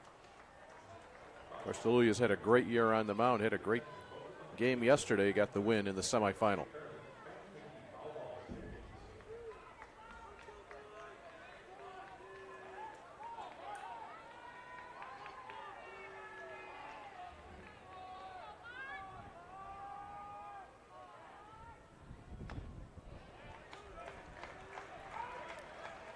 Count now 1-2. A couple of innings ago, we were saying a long one would tie it from DeLuya. That's when it was a 2-0 game. A run in the first, 1 in the third, 2 in the fourth, 4 in the fifth. That's exactly what Viator did yesterday against Marmion. They just stacked runs together. 4 straight innings of scoring runs in the 11-1 win in the semifinals. That gets through, and it will advance the runner to third. That's where Beal stands, gets a little handshake from his head coach, and now he'll pull for DeLuya at home plate.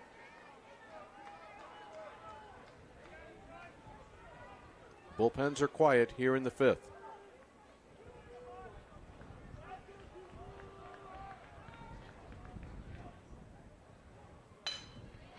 Softly to the right side, Johnson.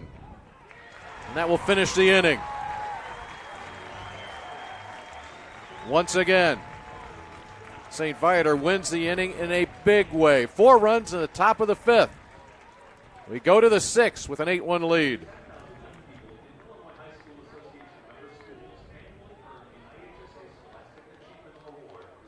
Thank you. Can I help you today? No thanks. I'm just looking. Oh, this is cute.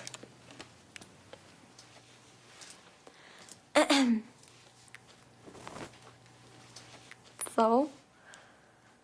Too tight-headed! Yeah! You wouldn't do it there.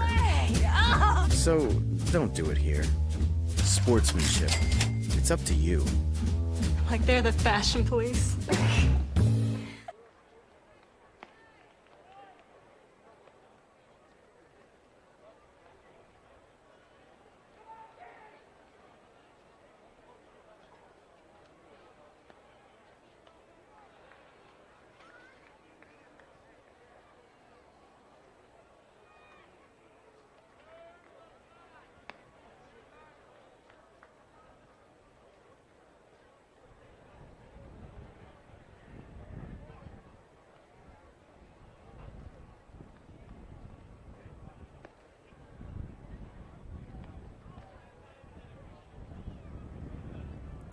That win could be a factor before we walk out of Slammer Stadium here today. We still have 2 games plus the final 2 innings of this one to go. And the only man who did not bat last inning, Casey Komet. He'll come to the plate here to start the 6th, the leadoff hitter in the St. Viator lineup. Both these teams came into the game with 24-15 records.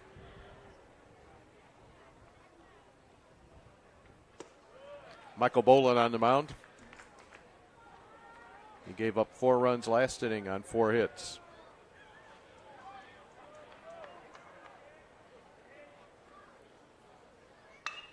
Casey Komet hits it hard to right field. Nice running catch made by Wael Woods. Read that very nicely. Got off on the sound, tracked it down, outran the baseball, knew the ball was coming back to him a little bit. All coming back on the right-handed slice. First time today that Viator has not had their leadoff batter reach base in an inning. Cole Komet was the man who did it last inning. And an infield single. In fact, that 4-run inning started with 2 infield singles. You remember that hop it took on shortstop Dan Gutierrez after Komet had reached a hop that could have been a double play ball. Instead, it goes for an infield hit on the bad hop, and it leads to 4 runs.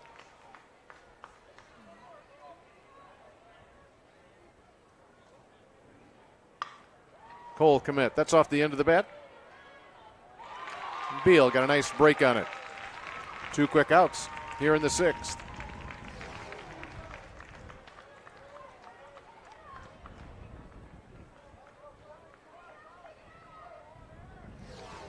That will bring up Hunter Johnson. Johnson's 1 for 3, singled a run scored last inning. He came home on the triple from DeSelm.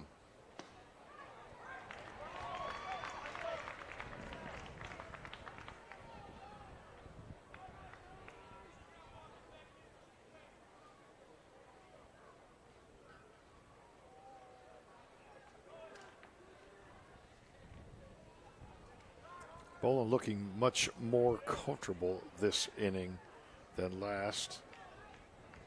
He never really got his feet underneath him. Had pressure on him the entire inning in that 4 spot.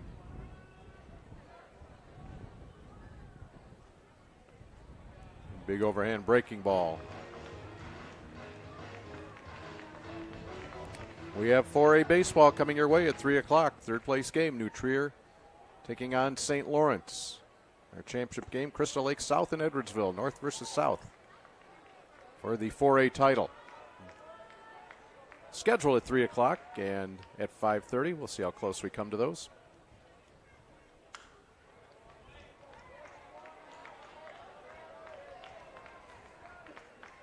Three balls, 2 strikes, and 2 outs to Johnson, the second baseman.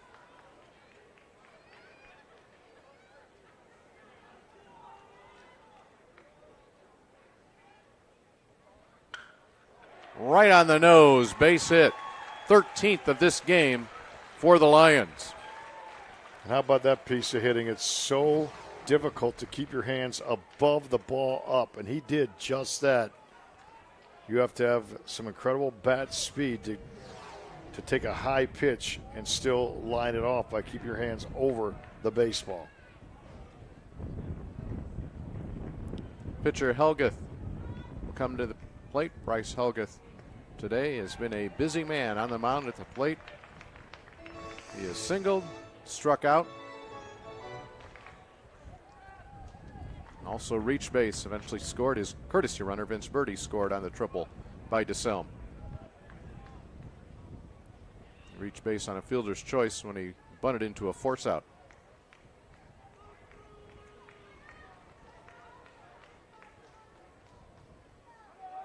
Runner stealing. Throw down. And Cantello will nail Hunter Johnson trying to steal second. That's how our inning comes to a close. No runs in the inning for St. Viator. 6 outs to play with. For Marian, they'll come to the bottom of the 6th, trailing by 7.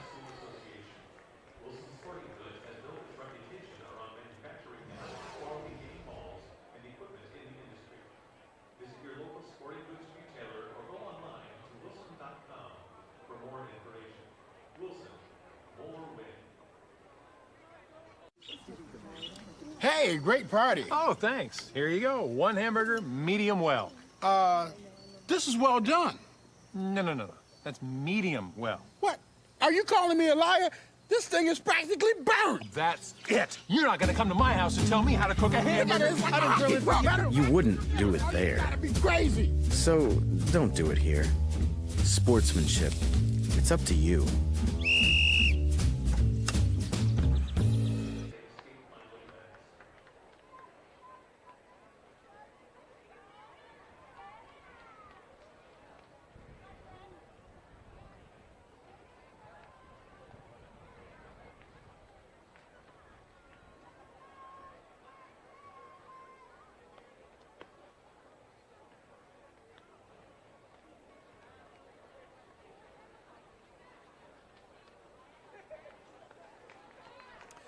Bryce Helviguth goes to work here in the top of the 6th inning, and his pitch count number seems like it's very manageable here. 105, remember, is the limit.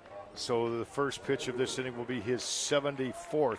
Through 73, he's thrown 50 strikes, 23 balls.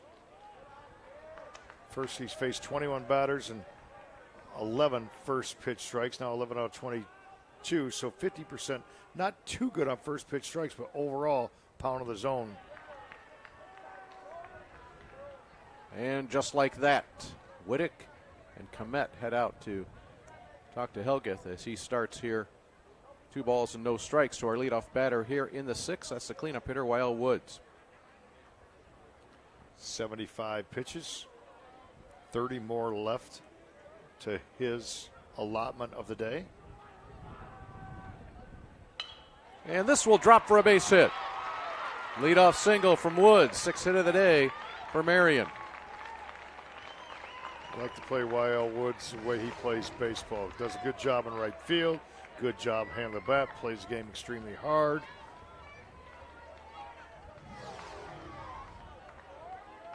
Woods, a senior, down at first base. Nick Bledsoe will come to plate, a couple of ground outs.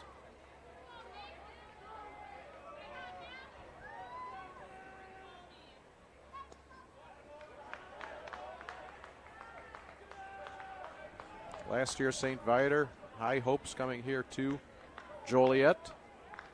They went home with the 4th place trophy, first time they had ever gotten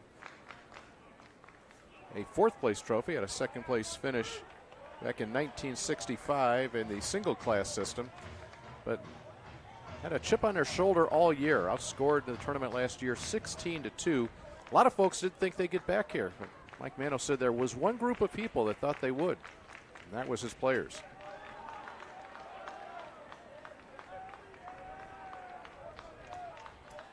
Oh, we had about 30 pitches left for Helgeth. In terms of all your charting through the years, have you developed an average number of pitches in an inning? And I'll get that in a second, because here's a base hit from Nick Bledsoe. 1st and 2nd, nobody out. Well, what you want, what you look for is 15 an inning. That's a perfect number. You're 15 or below, you're good. And we have a lot of numerical variances that tell you if you throw first pitch strike, here's how many you'll throw an inning, second 1-0, 2-0, what have you. I can give you that data. But the bottom line is you start getting up 18, 19, 20 pitch inning, and you're putting your defense to sleep, and you're putting some wear and tear on your arm and only throwing 4 and 5 innings a game. And with that 2nd base hit of the inning, all of a sudden some folks have moved down into that St. Viator bullpen. At the plate now is Angelo Cantello. He has driven in the only run of the game for Marian.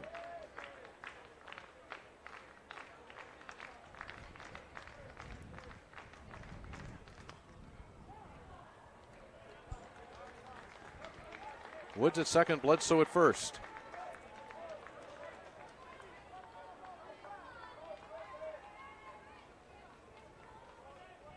It could be Bobby Perna down in right field. He has become the closer for this St. Viator team. And Helga's not feeling too comfortable right now. He's 1-2 on this hitter. Remember, he started out this inning with a 2-0 count. He was cruising 73 through 5.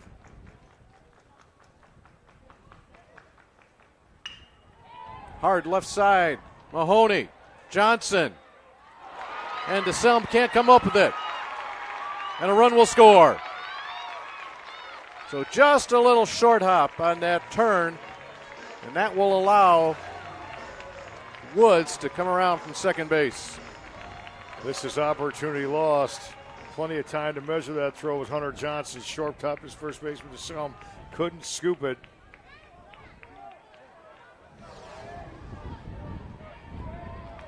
Error charged on the throw that allows Woods to come in and score. Having Waringa to run at first base, a run in. Woods has scored both the runs here for Marian today.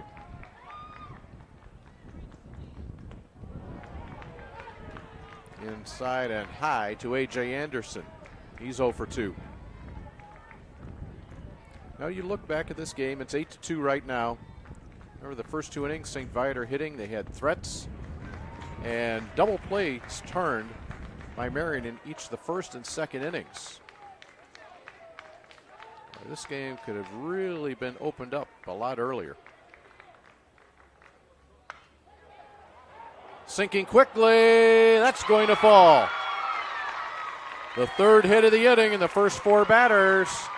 1 out, a run in, and 2 on. So can Marian take advantage of the fact that St. Viator did not turn the double play, kept the inning alive, gets a flare base hit over the infield here by Anderson, and they got a little bit of inning going and a little bit of momentum going. Joe O'Brien will now run for A.J. Anderson at first base. You have Waringa, a courtesy runner at second. O'Brien, a pinch runner at first. The inning continues.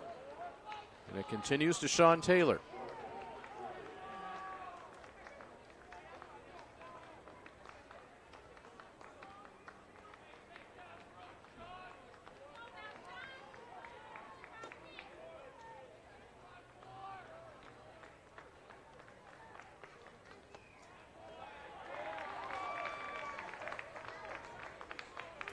Bobby Perna, the 5'11 senior, is indeed up and now getting busy in a hurry in the St. Viator bullpen.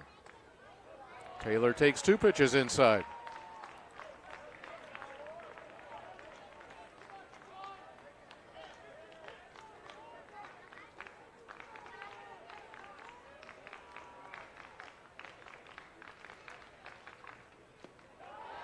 Three balls, no strikes, and it feels like this could be the final hitter for Bryce Helga. Yeah, Perna is 1 ball away from coming into this game.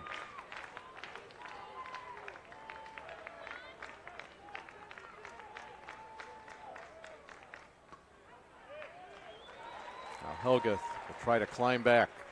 Yeah, Helga's 1 low pitch ground ball away from getting out of this inning if he can induce a 4-6-3 here. Bases will be loaded with 1 out. And all of a sudden, the belief comes back into the Marian side of the field. And that could be it right here for Helga. Did his job, got his team deep. Fans already in the St. Viator side rising to their feet in appreciation for what the 6'2 junior did today. Bobby Perna has come into the dugout. He's just glanced over his shoulder to see if he will get the call.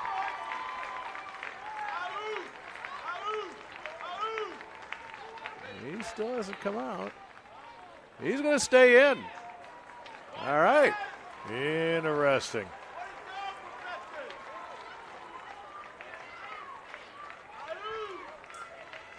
It's the number 9 hitter coming to the plate, Pierce Jones. Remember, we told you yesterday about Jones and his baseball history. He was a member of that 2014 Jackie Robinson Little League team that advanced to Williamsport. Jones hit 3 home runs in the first game in the Little League World Series. Boy, what would a long one do here? Yeah, he charges 1 here. We turned the momentum of this game right smack dab around. Jones has 1 home run this year, 3 doubles, .325 average. He's 0 for 2 today.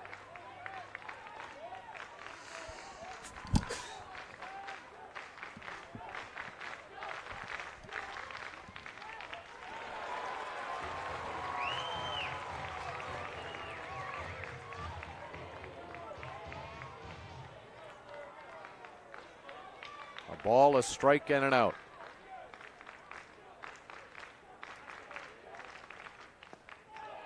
Two balls and a strike.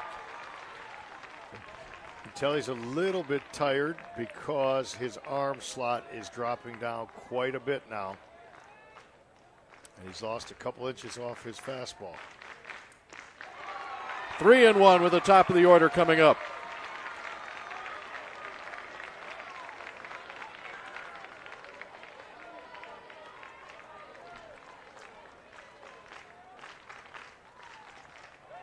Right on the outside corner.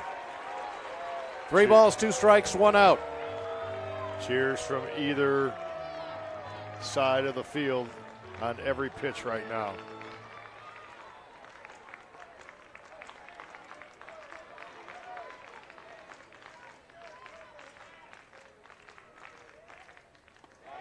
That will force in a run. It's 8-3.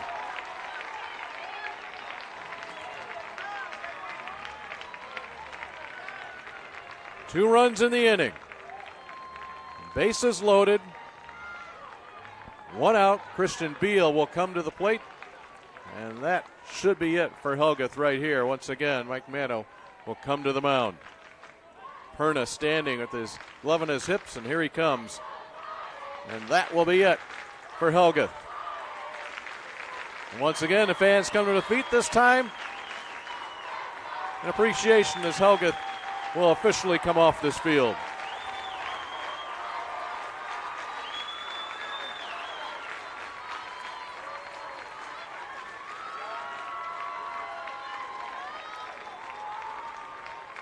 Bobby Perna comes in, bases loaded, 1 out, top of the order.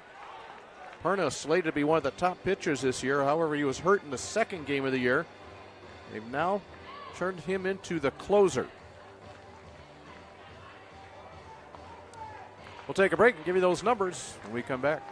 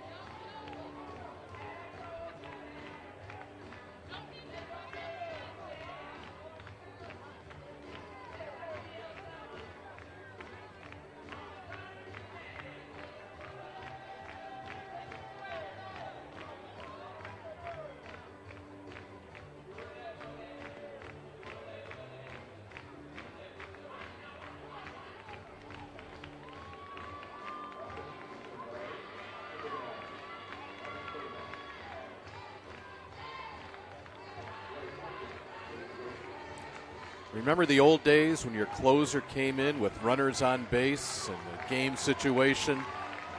That's what we have here. It's back, not starting the inning, but coming in with the bases juiced. It is Bobby Perna, 0.68 earned run average, 20 2/3 innings pitched, 25 strikeouts, 14 walks, and his job is to get a shutdown here in this inning as Marian has a little bit of juice to their step right now.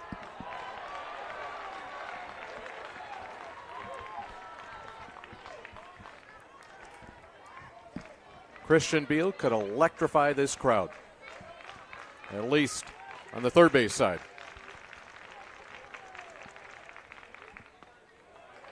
He's looking at it all the way. Ball and a strike. Well, there's an old adage that good teams always make a run. Yes, Marian's making a run right here, and yes, they're a very, very good team playing here for the state title.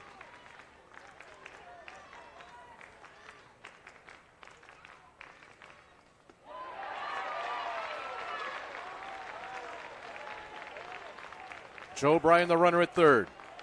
Sean Taylor is at second. Pierce Jones at first.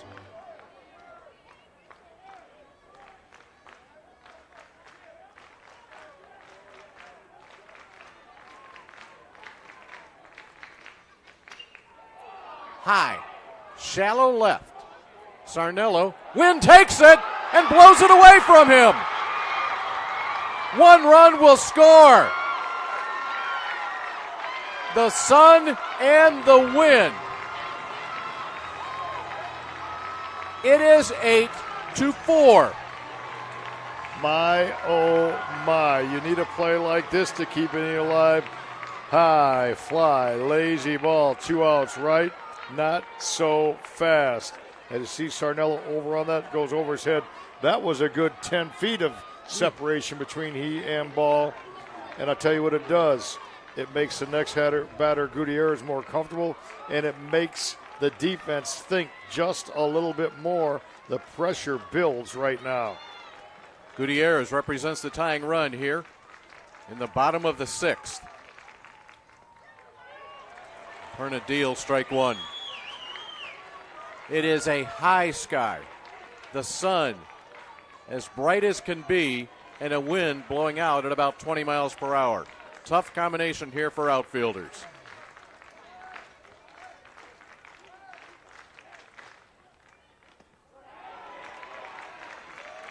Dan Gutierrez today. 1 for 3. Single to center. Tried to bunt for a base hit. Shade over 200 batting average on the season.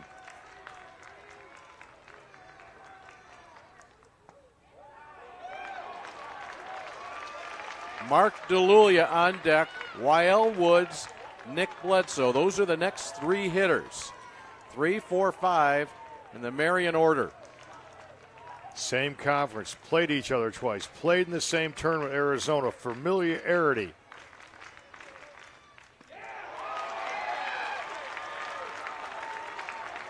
Now Perna 1 pitch away from having the second run of this inning being walked in.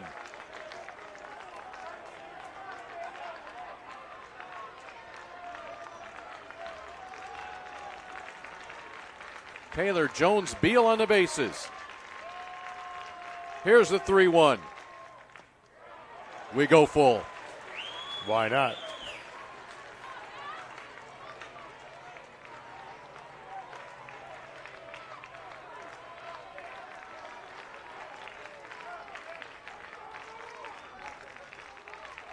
On 3-2. Good protect swing by Gutierrez. That ball was right on the edge, maybe outside. He'd ask a home plate umpire. Right now, Dwayne Fountain was out of strike. He nodded his head, yes. Good protect, threw the barrel out last second and lives to see another pitch. Sarnello deep in left field.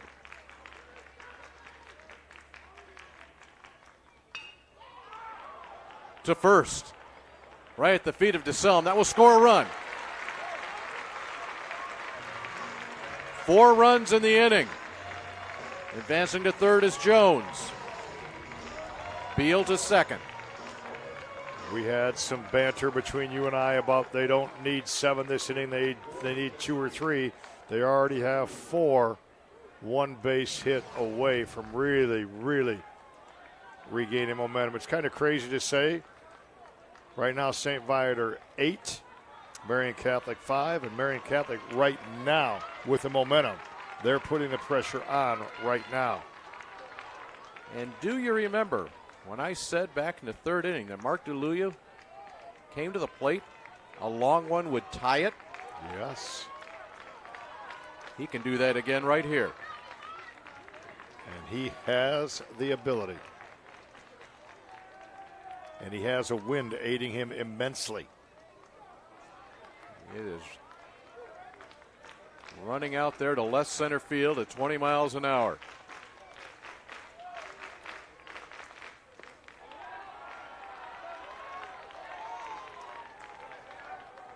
DeLuia is the 9th batter to bat this inning.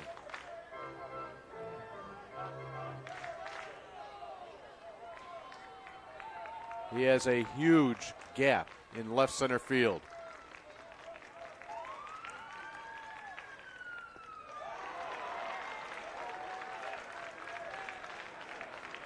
They do not want to give DeLuya anything in his wheelhouse. Now, Perna being very careful. The ironic thing is you'd put the tying run on base if this is a pitch around.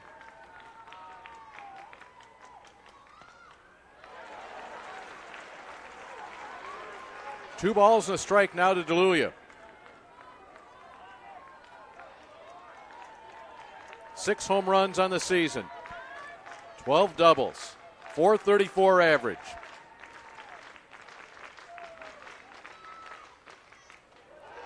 Skips away, a run scores. Beal goes to third. It's a 2-run game.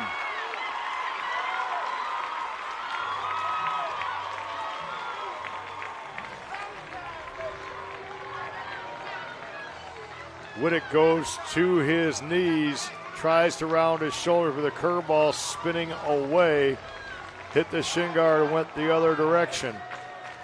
Sparky, the bobblehead doll's got to be enjoying this in the Marian dugout. Their mascot that they brought to their game since they were in Arizona. Look at that dugout.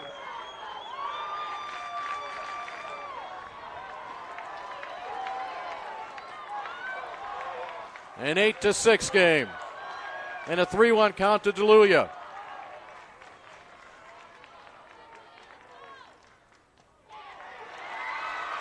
Runners first and third. The tying run on base here in the bottom of the 6th.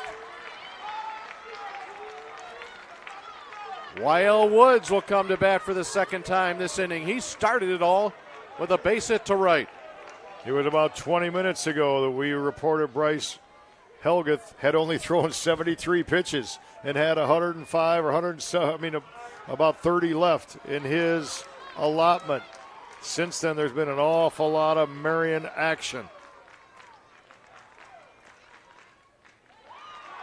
Perna having trouble finding the strike zone. Another breaking ball in the dirt, another block by Whittick, but another time if you are the hitter, you can dial in and say, okay, he doesn't want to throw a breaking ball in the dirt. He just did dial up and sit on a fastball. 2-0. The thought would be, what about running DeLuya at first base? But right now, with Perna not finding the strike zone, you may just wait him out. Yeah, no need to. If he gets a strike or two. Perna's body language, self-talk, was not positive after that pitch. Beal dancing at third. And another run will score. Here's Beal. It's 8-7.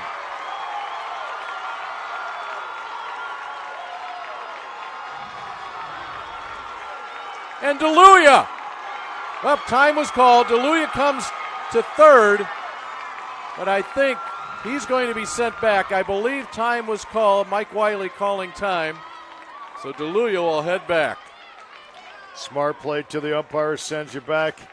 6-pack up on the board for Marian. What a ball game this is turning out to be, a game of ebbs and flows, and it's flowing Marian Catholic right now. Wael Woods. 3 balls, no strikes to him.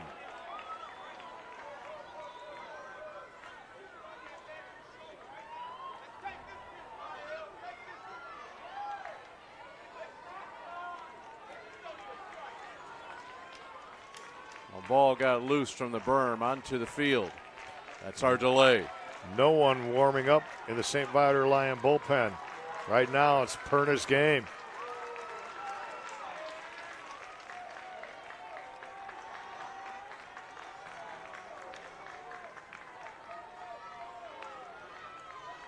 Three balls, no strikes to Woods. Nick Bledsoe waits on deck.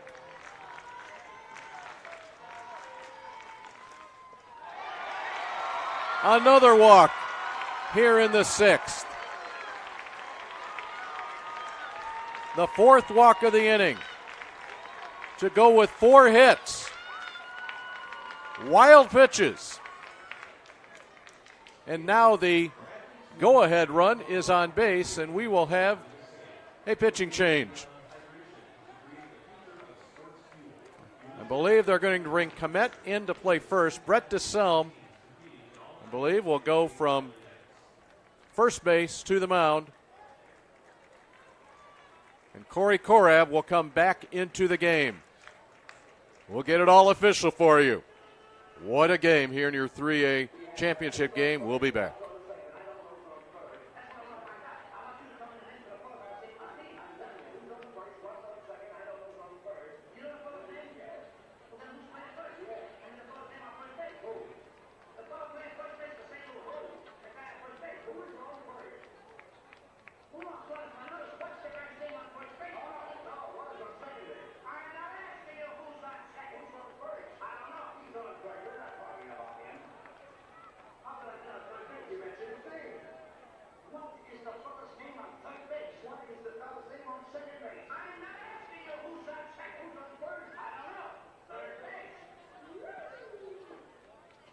Thank you for joining us for today's state final contest.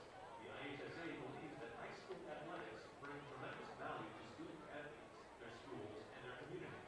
This is why we are committed to ensuring that all of those involved in high school athletics are educated on and equipped to address player safety concerns. For more information, visit playsmartplayhard.org.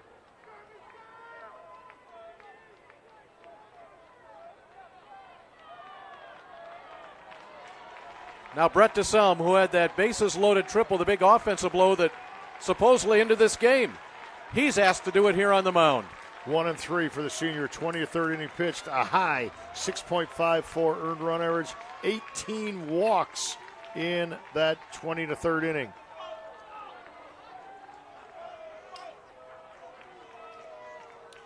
Corey Korab re-entered the game. He is in center field, taking the spot of Cole Komet, who goes to first base. And once again, they look to second. That's DeLulia there. DeSelm had a grand total of 0 warm-ups before his allotted 7 on the hill. Nick Bledsoe, tying run at second. And the Lions pitchers having trouble finding the zone. 4 walks and a fly ball that dropped without being touched. Huge in this inning.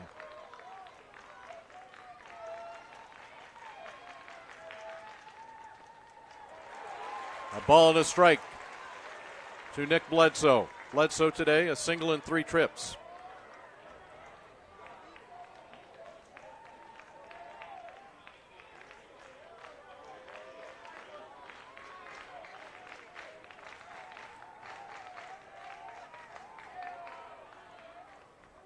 DeLulia trying to get as much distance as he can. And that'll be dictated by the second baseman, Hunter Johnson. Somebody is going to have to make a play for the Lions. Somebody's going to have to cleanly field a ground ball, catch a fly ball, what have you. They're going to have to make a fundamental play. Slow curveball. Can't find the zone.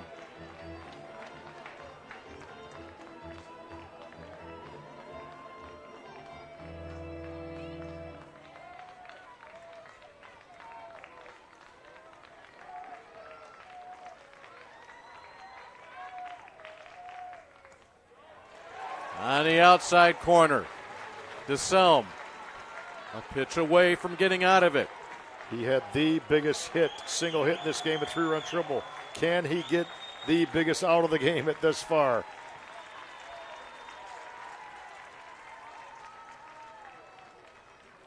Very worried about DeLulia at second base. The game's a home plate. That's where DeSelm has to have his focus right now. Yeah, DeLulia's fate is in the hands of Bledsoe at home plate.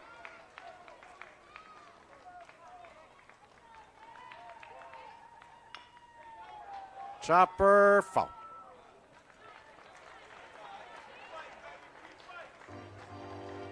Talk about your long half innings. This one's been forever. And how long do you think for the St. Viator fans? Ooh. It seems like eternity. This is the 11th batter of the inning, and they have been long at bats. 3 pitching changes, base on balls.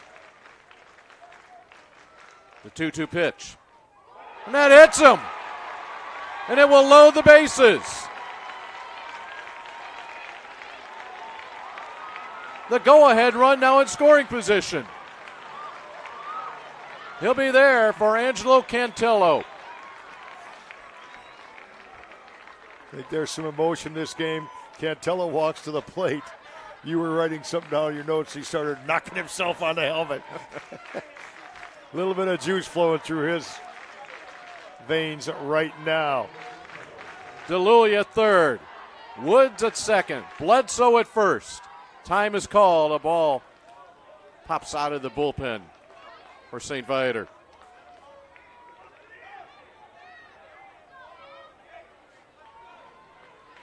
Angelo Cantillo had an RBI single a few innings ago.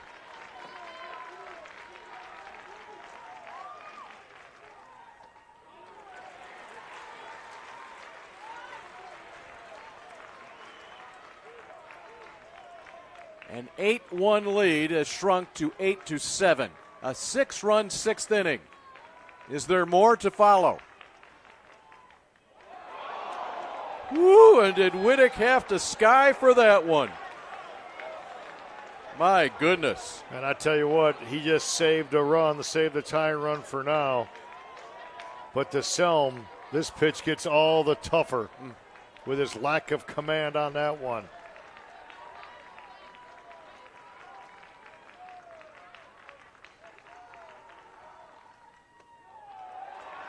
Two balls, one strike.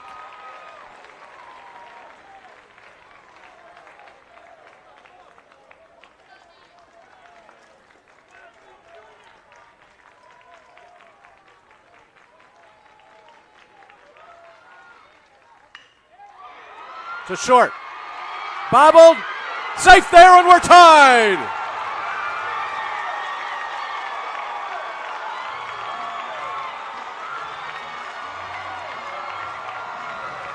Well, we said somebody was going to have to make a play. The opportunity goes to Mahoney. He stays with it. He knocks it down. He tries to scoop it in there. But because of the secondary lead, the runner's able to beat the throw to second. Good base running. And the improbable has happened here in the sixth. That's an incredible number when you look up on that scoreboard and see a 7 and still alive. The second error of the inning. Remember, the first one came on what could have been a double play ball. Throw bounced away, scored a run. This was the second. Throw in that high fly ball. Walks, wild pitches, and now A.J. Anderson's turn to break this tie. We identified that double play right then. We'll see, will that allow them to get 2 or 3 runs, get back in the game? I guess so. Didn't miss by much. The designated hitter, A.J. Anderson, earlier in this inning, he singled and scored.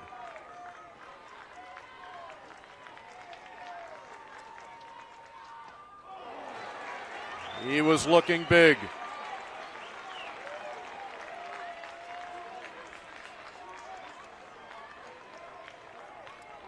Now he's got to adjust to just be short. Be short, compact, stay inside the baseball.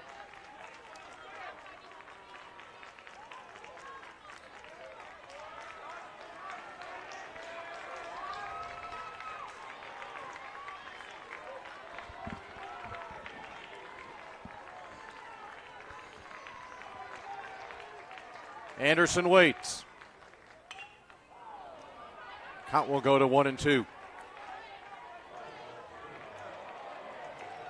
So important for DeSelm to be ahead. Now, quite clearly it is for every pitcher, but in this situation, and he's had a hard time finding the zone. He throws a ball to get out of the inning, an error by his shortstop. To work ahead now, he's got a little bit of breathing room. Got to keep the breaking ball in the dirt. Fights it off.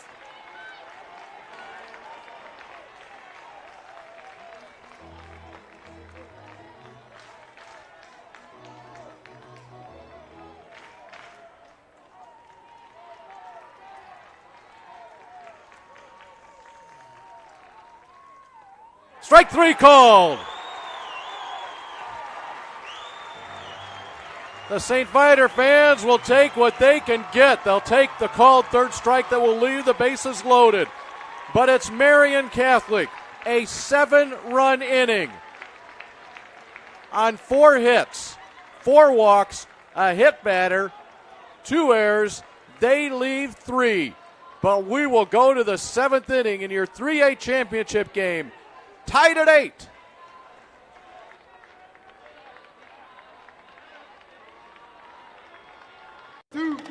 This isn't Madison Square Garden. These drills probably won't make anyone a number 1 draft pick. But these players are practicing for something important. While they work on their jump shots, they're also learning teamwork, discipline, self-confidence, how to deal with wins and losses. Skills that will make them winners long after they leave the court. Support high school activities in your community, because when kids take part, they get set for life.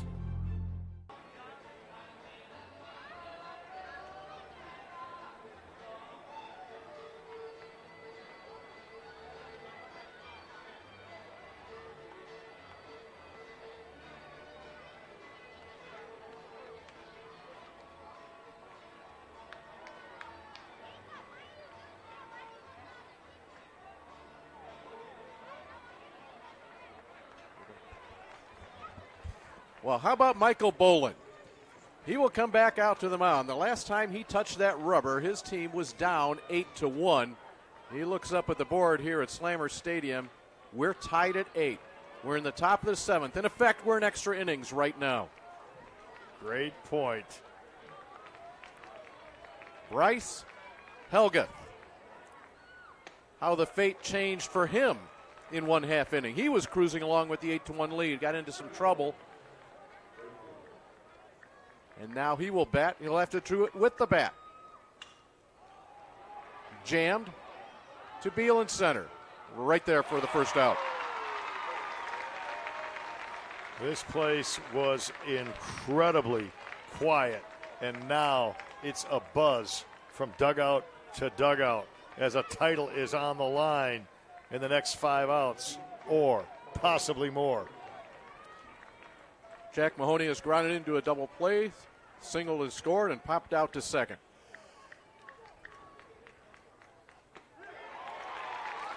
Angelo Cantello down low for Mahoney.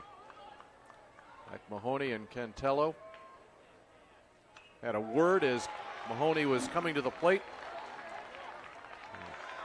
Cantello put his hand on Mahoney's helmet. I'm sure they said, "Isn't this fun?"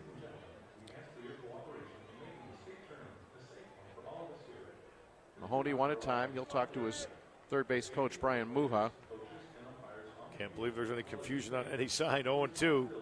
You just got to buckle down right now. Get up off the bottom of the bat. Keep your front side in. Keep your head behind the baseball. Be short to it and make somebody make a play defensively. Look at the size of that gap in right center field for Mahoney. That'd be a 3-bagger if he could split that gap, no doubt. Right fielder Woods close to the line. Beal, the center fielder, shaded well into left center.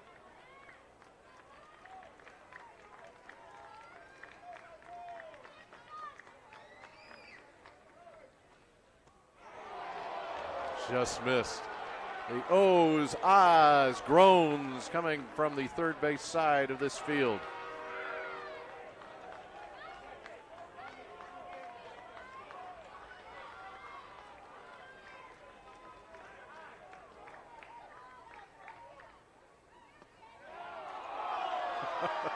And Bolin, after he lost his cap, shook his head. He thought he had one there. Tried to pay him twice, didn't get either call from Dwayne Fountain. Now he's got to come in back and center cut this thing. No margin for error. 1-out walk sends Mahoney down to first. And we'll bring up John Finnegan.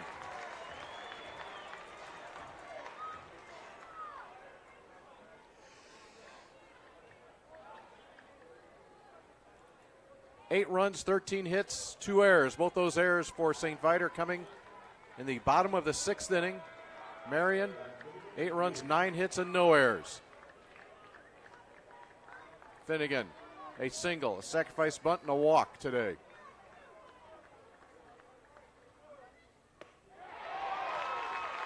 sophomore Michael Bolin on in relief of sophomore Jordan Schmeeval. Every pitch right now reacted to by each respective side.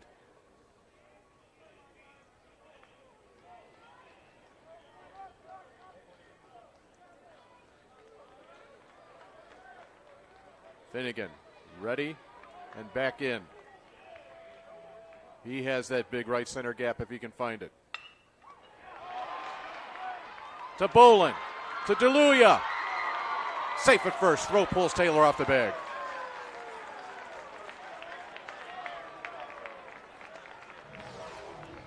Taylor made. DeLuya dropped down a little bit.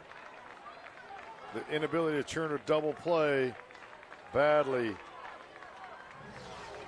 can give teams extra outs. It did so in the 6th inning. Marian was beneficiaries. Christian Delecki will run for John Finnegan.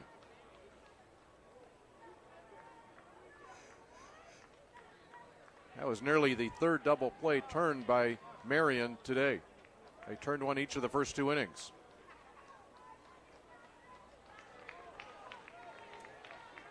Brett DeSelm. That was about an hour ago, 2 innings ago, that he had a 2-out, bases-loaded triple. But at that time, made it a 7-1 game. It was stretched to 8-1, 1 batter later. And DeSelm's going to get a base hit here.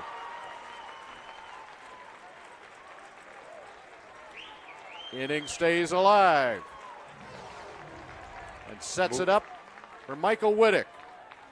Took a breaking ball down in the zone. Just laced it in the left field. Good piece of hitting. DeSelm has been a busy man here this afternoon. Now they get the free, quote-unquote, runner because of the courtesy situation.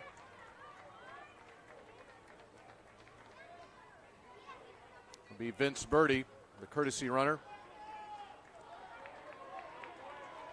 The key man is at the plate. Michael Wittick, 379 average on the season. Be a little bit anxious there. Fastball up in his hands. Great location.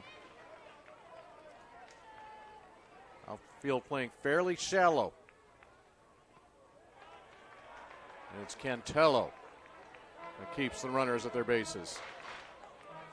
Cantello and Wittick, both catchers. Tremendous job. The entire state championship game, blocking balls in the dirt.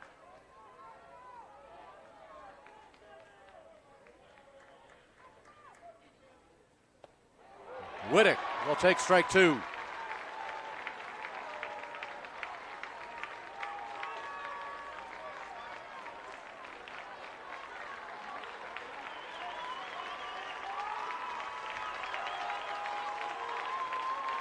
Both sides on their feet. And again, Cantello. Delecki was ready to break, had that ball rolling any farther away. What a competitor he is.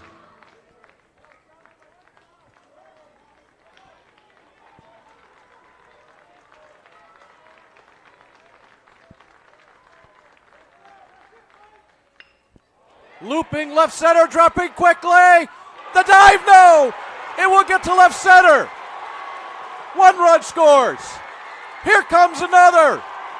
A 2-run double and a 2-run lead. Resiliency, resolve, bat on ball. Wittick loops it out, laying out. Not a chance for Beal.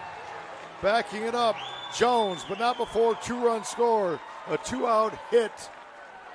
The emotion of this game is just absolutely undescribable.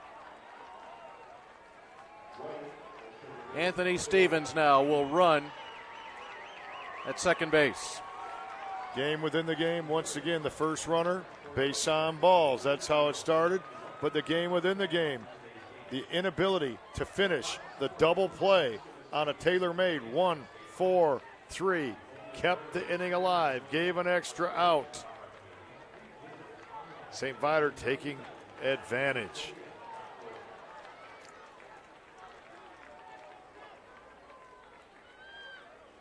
Wittick didn't get much of it. The location, however, was perfect. And now it's Joe Sarnello's turn. I like the fact that Beal laid out for that. He was trying to save the game. Yes, he gave up the second run, but he was trying to make the circus catch to save the game on that.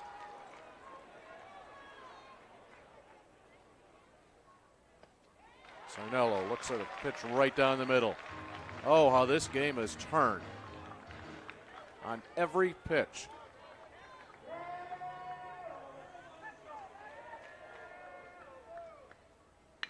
Up the middle. Runner will be held. Stevens slips, falls, he'll get back. Third hit of the day for Joe Sarnello. Advances Stevens to third. Top of the order in Casey Kmet. That's how quickly Beal gets to this baseball. So Coach Mahou holds him up. The throw came right back to the infield. Sets up first and third offense if they choose to play that way. What about Sarnello? 6 hits in the 2 days. Doing it from that 9-hole. Casey Kmet, a couple of hits today. He came in his first 2 at-bats.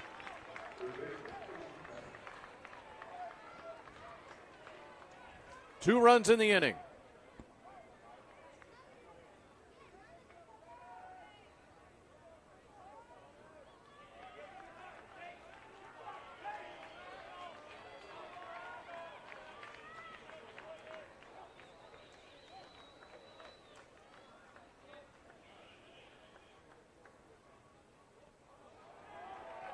That will advance Sarnello to second. Casey Kmet will get to hit because with a base open, I think Cole Kmet is looming in the on-deck circle.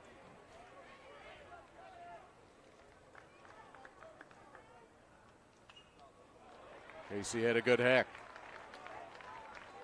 1 ball, 2 strikes.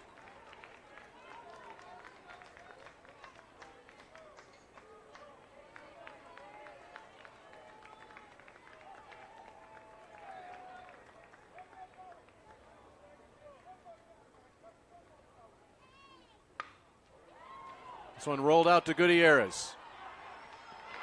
And that finishes the inning. But how about the 2-out, 2-strike hit? The double from Michael Wittick. It drives home 2. We'll go to the bottom of the 7th. Marian Catholic needs 2 to keep it alive. Otherwise, St. Viator will pick up their first state title in school history.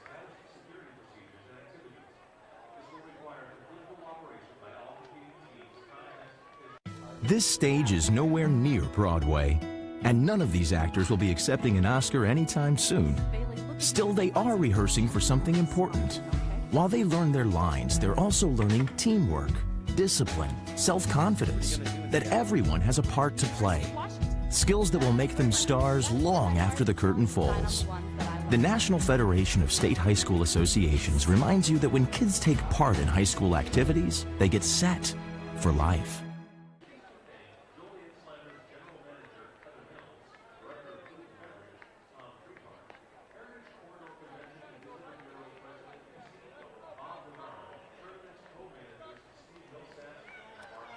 Thirteen batters came to the plate in the bottom of the 6th inning when Marian Catholic scored 7 runs. St. Viator back on their heels. They come back. They get 2 of their own in the top of the 7th. And we will start the bottom of the 7th. 8-9-1 in the Marian order. Sean Taylor, Pierce Jones, Christian Beal. 20 batters have come to the plate between the bottom of 7 or bottom of 6, top of 7. So the offense is in gear. Brett DeSelm still on the mound. Remember how that bottom of the 6th inning ended? He got A.J. Anderson looking at strike 3 with the bases loaded. Taylor will take strike 2. Taylor looked like he tried to get hit. Don't blame him. They need to get a runner on base.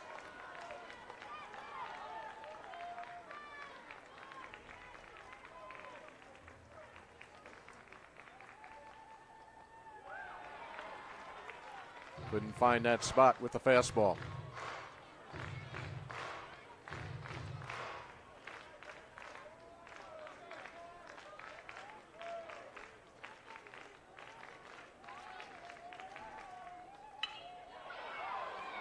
High left field. Sarnello giving ground.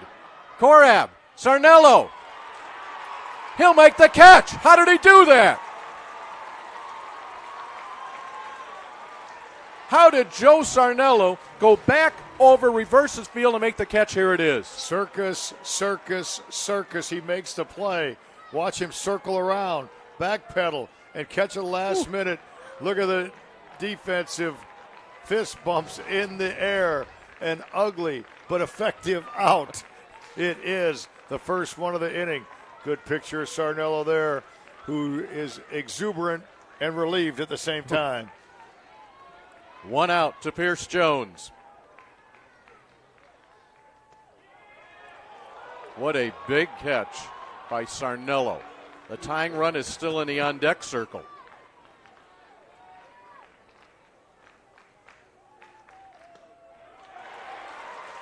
Ball and a strike.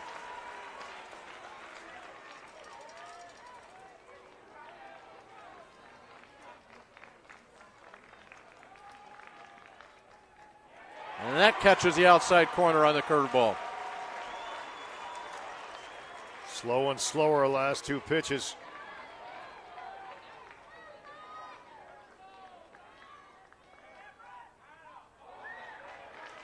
Jones would not bite.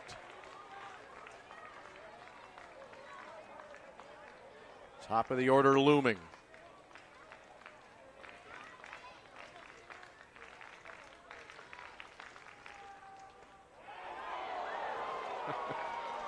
There have been so many oohs and ahs. That's how important every pitch has been this game.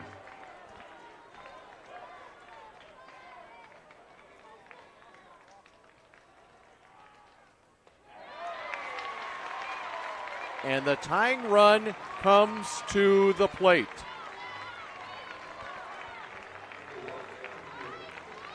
Christian Beal. A flair for the dramatic.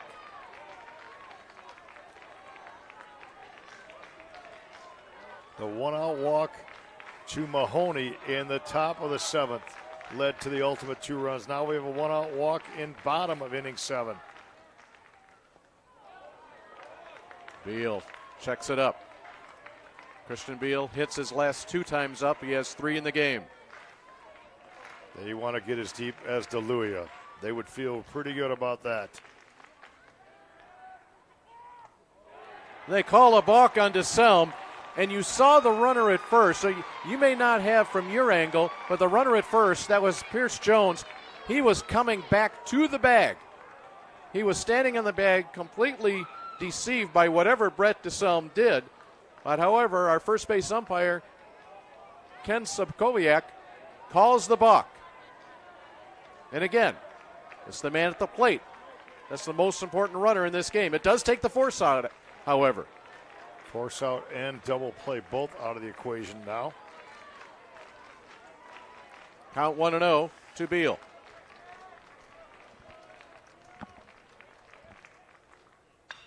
Hit hard to left field. Centello broke back, comes in. That's a second out. Beal hit it on the nose. And now Dan Gutierrez.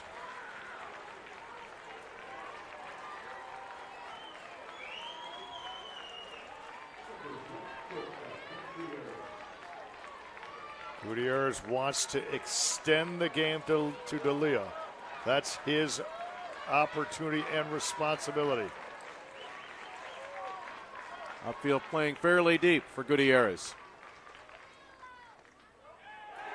Outside corner strike.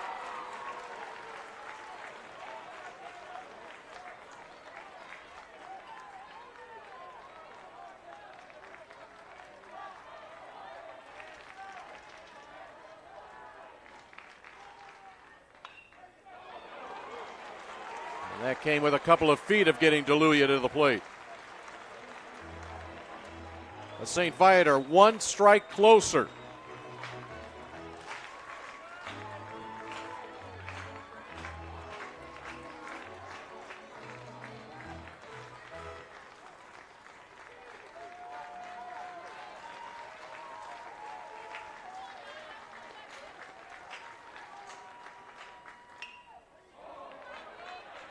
will do it again. The Selm came right after Gutierrez. Casey came out well off the line. So anything that way would be a double at third baseline.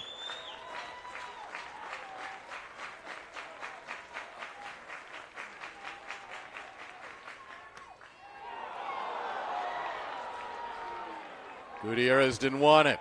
1 ball, 2 strikes.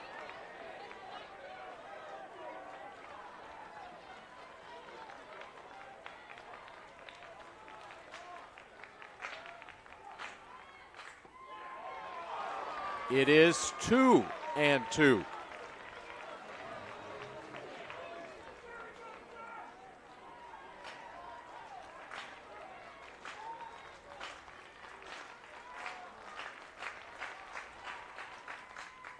Three balls and 2 strikes with DeLuia on deck.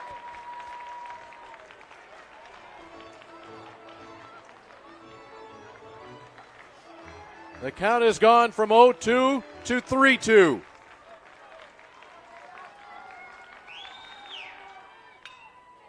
Center field.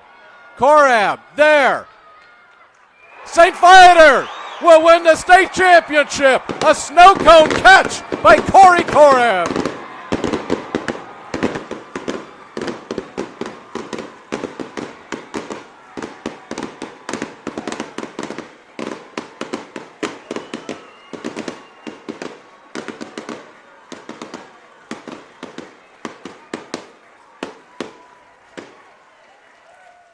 In remarkable fashion, St. Viator sees an 8-1 lead disappear on a 7-run bottom of the 6th inning by Marian. 2-out, 2-strike double in the top of the 7th. Great catch to start the inning and a snow cone catch to end it. Viator, your 2017 champs. Not enough superlatives to describe this baseball game besides the only thing I can add is it was a heck of a lot of fun. Last year was a 4th place finish for the Lions. They were not happy. They said, we can get back. And when it was 8-1, they thought they had made it all the way back. They had to earn it in the 7th. Congratulations to St. Viator, your 2017 Class 3A state champions on a 10-8 win over Marian Catholic. We still have a lot of baseball to play here in Joliet. We have 4A action, 3rd place game and championship game coming up. But once again, your final score for the 3A championship, St. Viator 10, Marian Catholic 8. For Mark Lindo, I'm Dave Bernhard. Thanks for joining us for this one.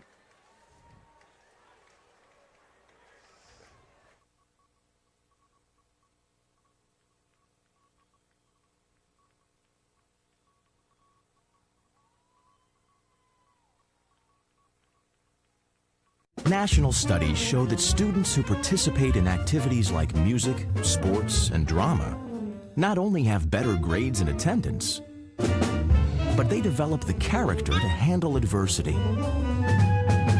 the grace to accept defeat, and the self-confidence to start over.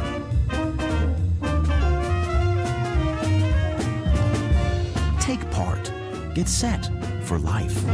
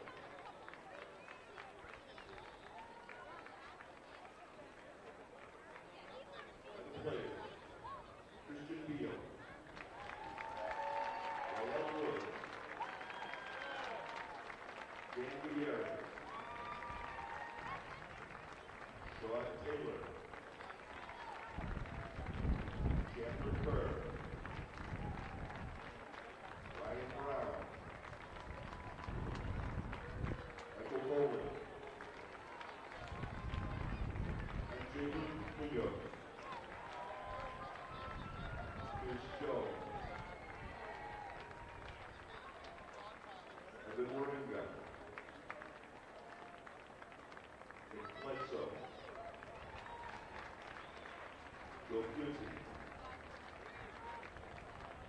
Nick Peterson. Go Sturgis. Joe O'Brien. Richie Garcia. Darwin Shank. Angelo Pentello. Mark Bonilla. William Bird. Jimmy Krasinski. Jordan Steele. Jay Anderson. Tavares Williams. Michael Fenton. Connor O'Hare.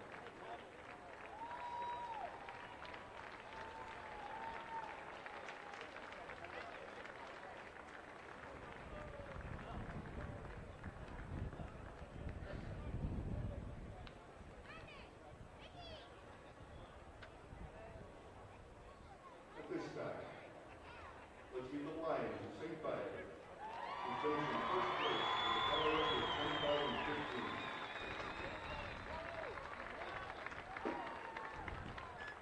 The principal,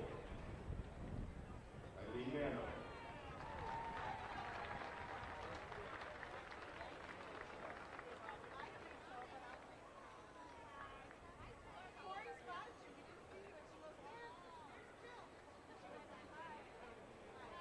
Athletic Director, Martin Jennings.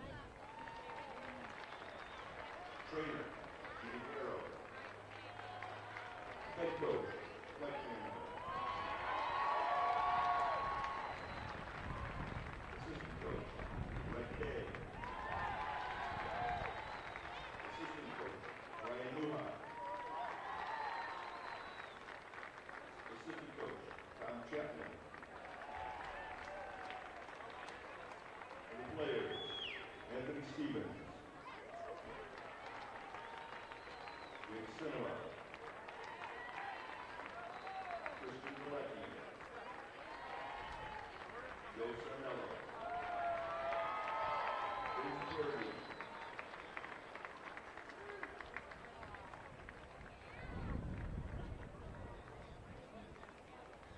Matt Zelwinski.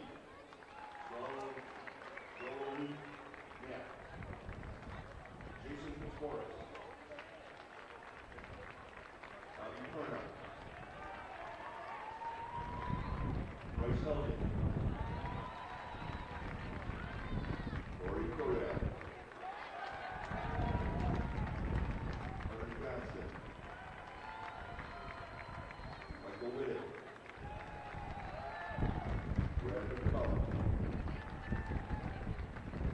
Jack Papia.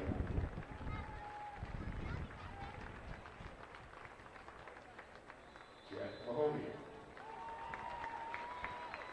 Casey Kmet. Alex Pursuit.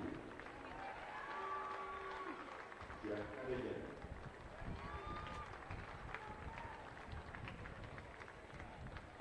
Brett Purcell. John Finnegan. Ben Risner. Casey Bulkowski. Ryan Stasko.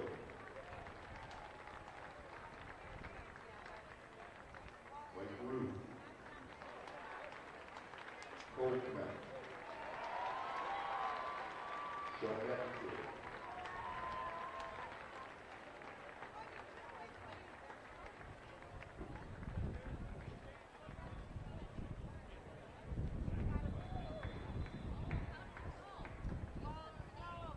Will coach Chicago and the captains from Marian Catholic. Please step forward to the Windsor Team Trophy.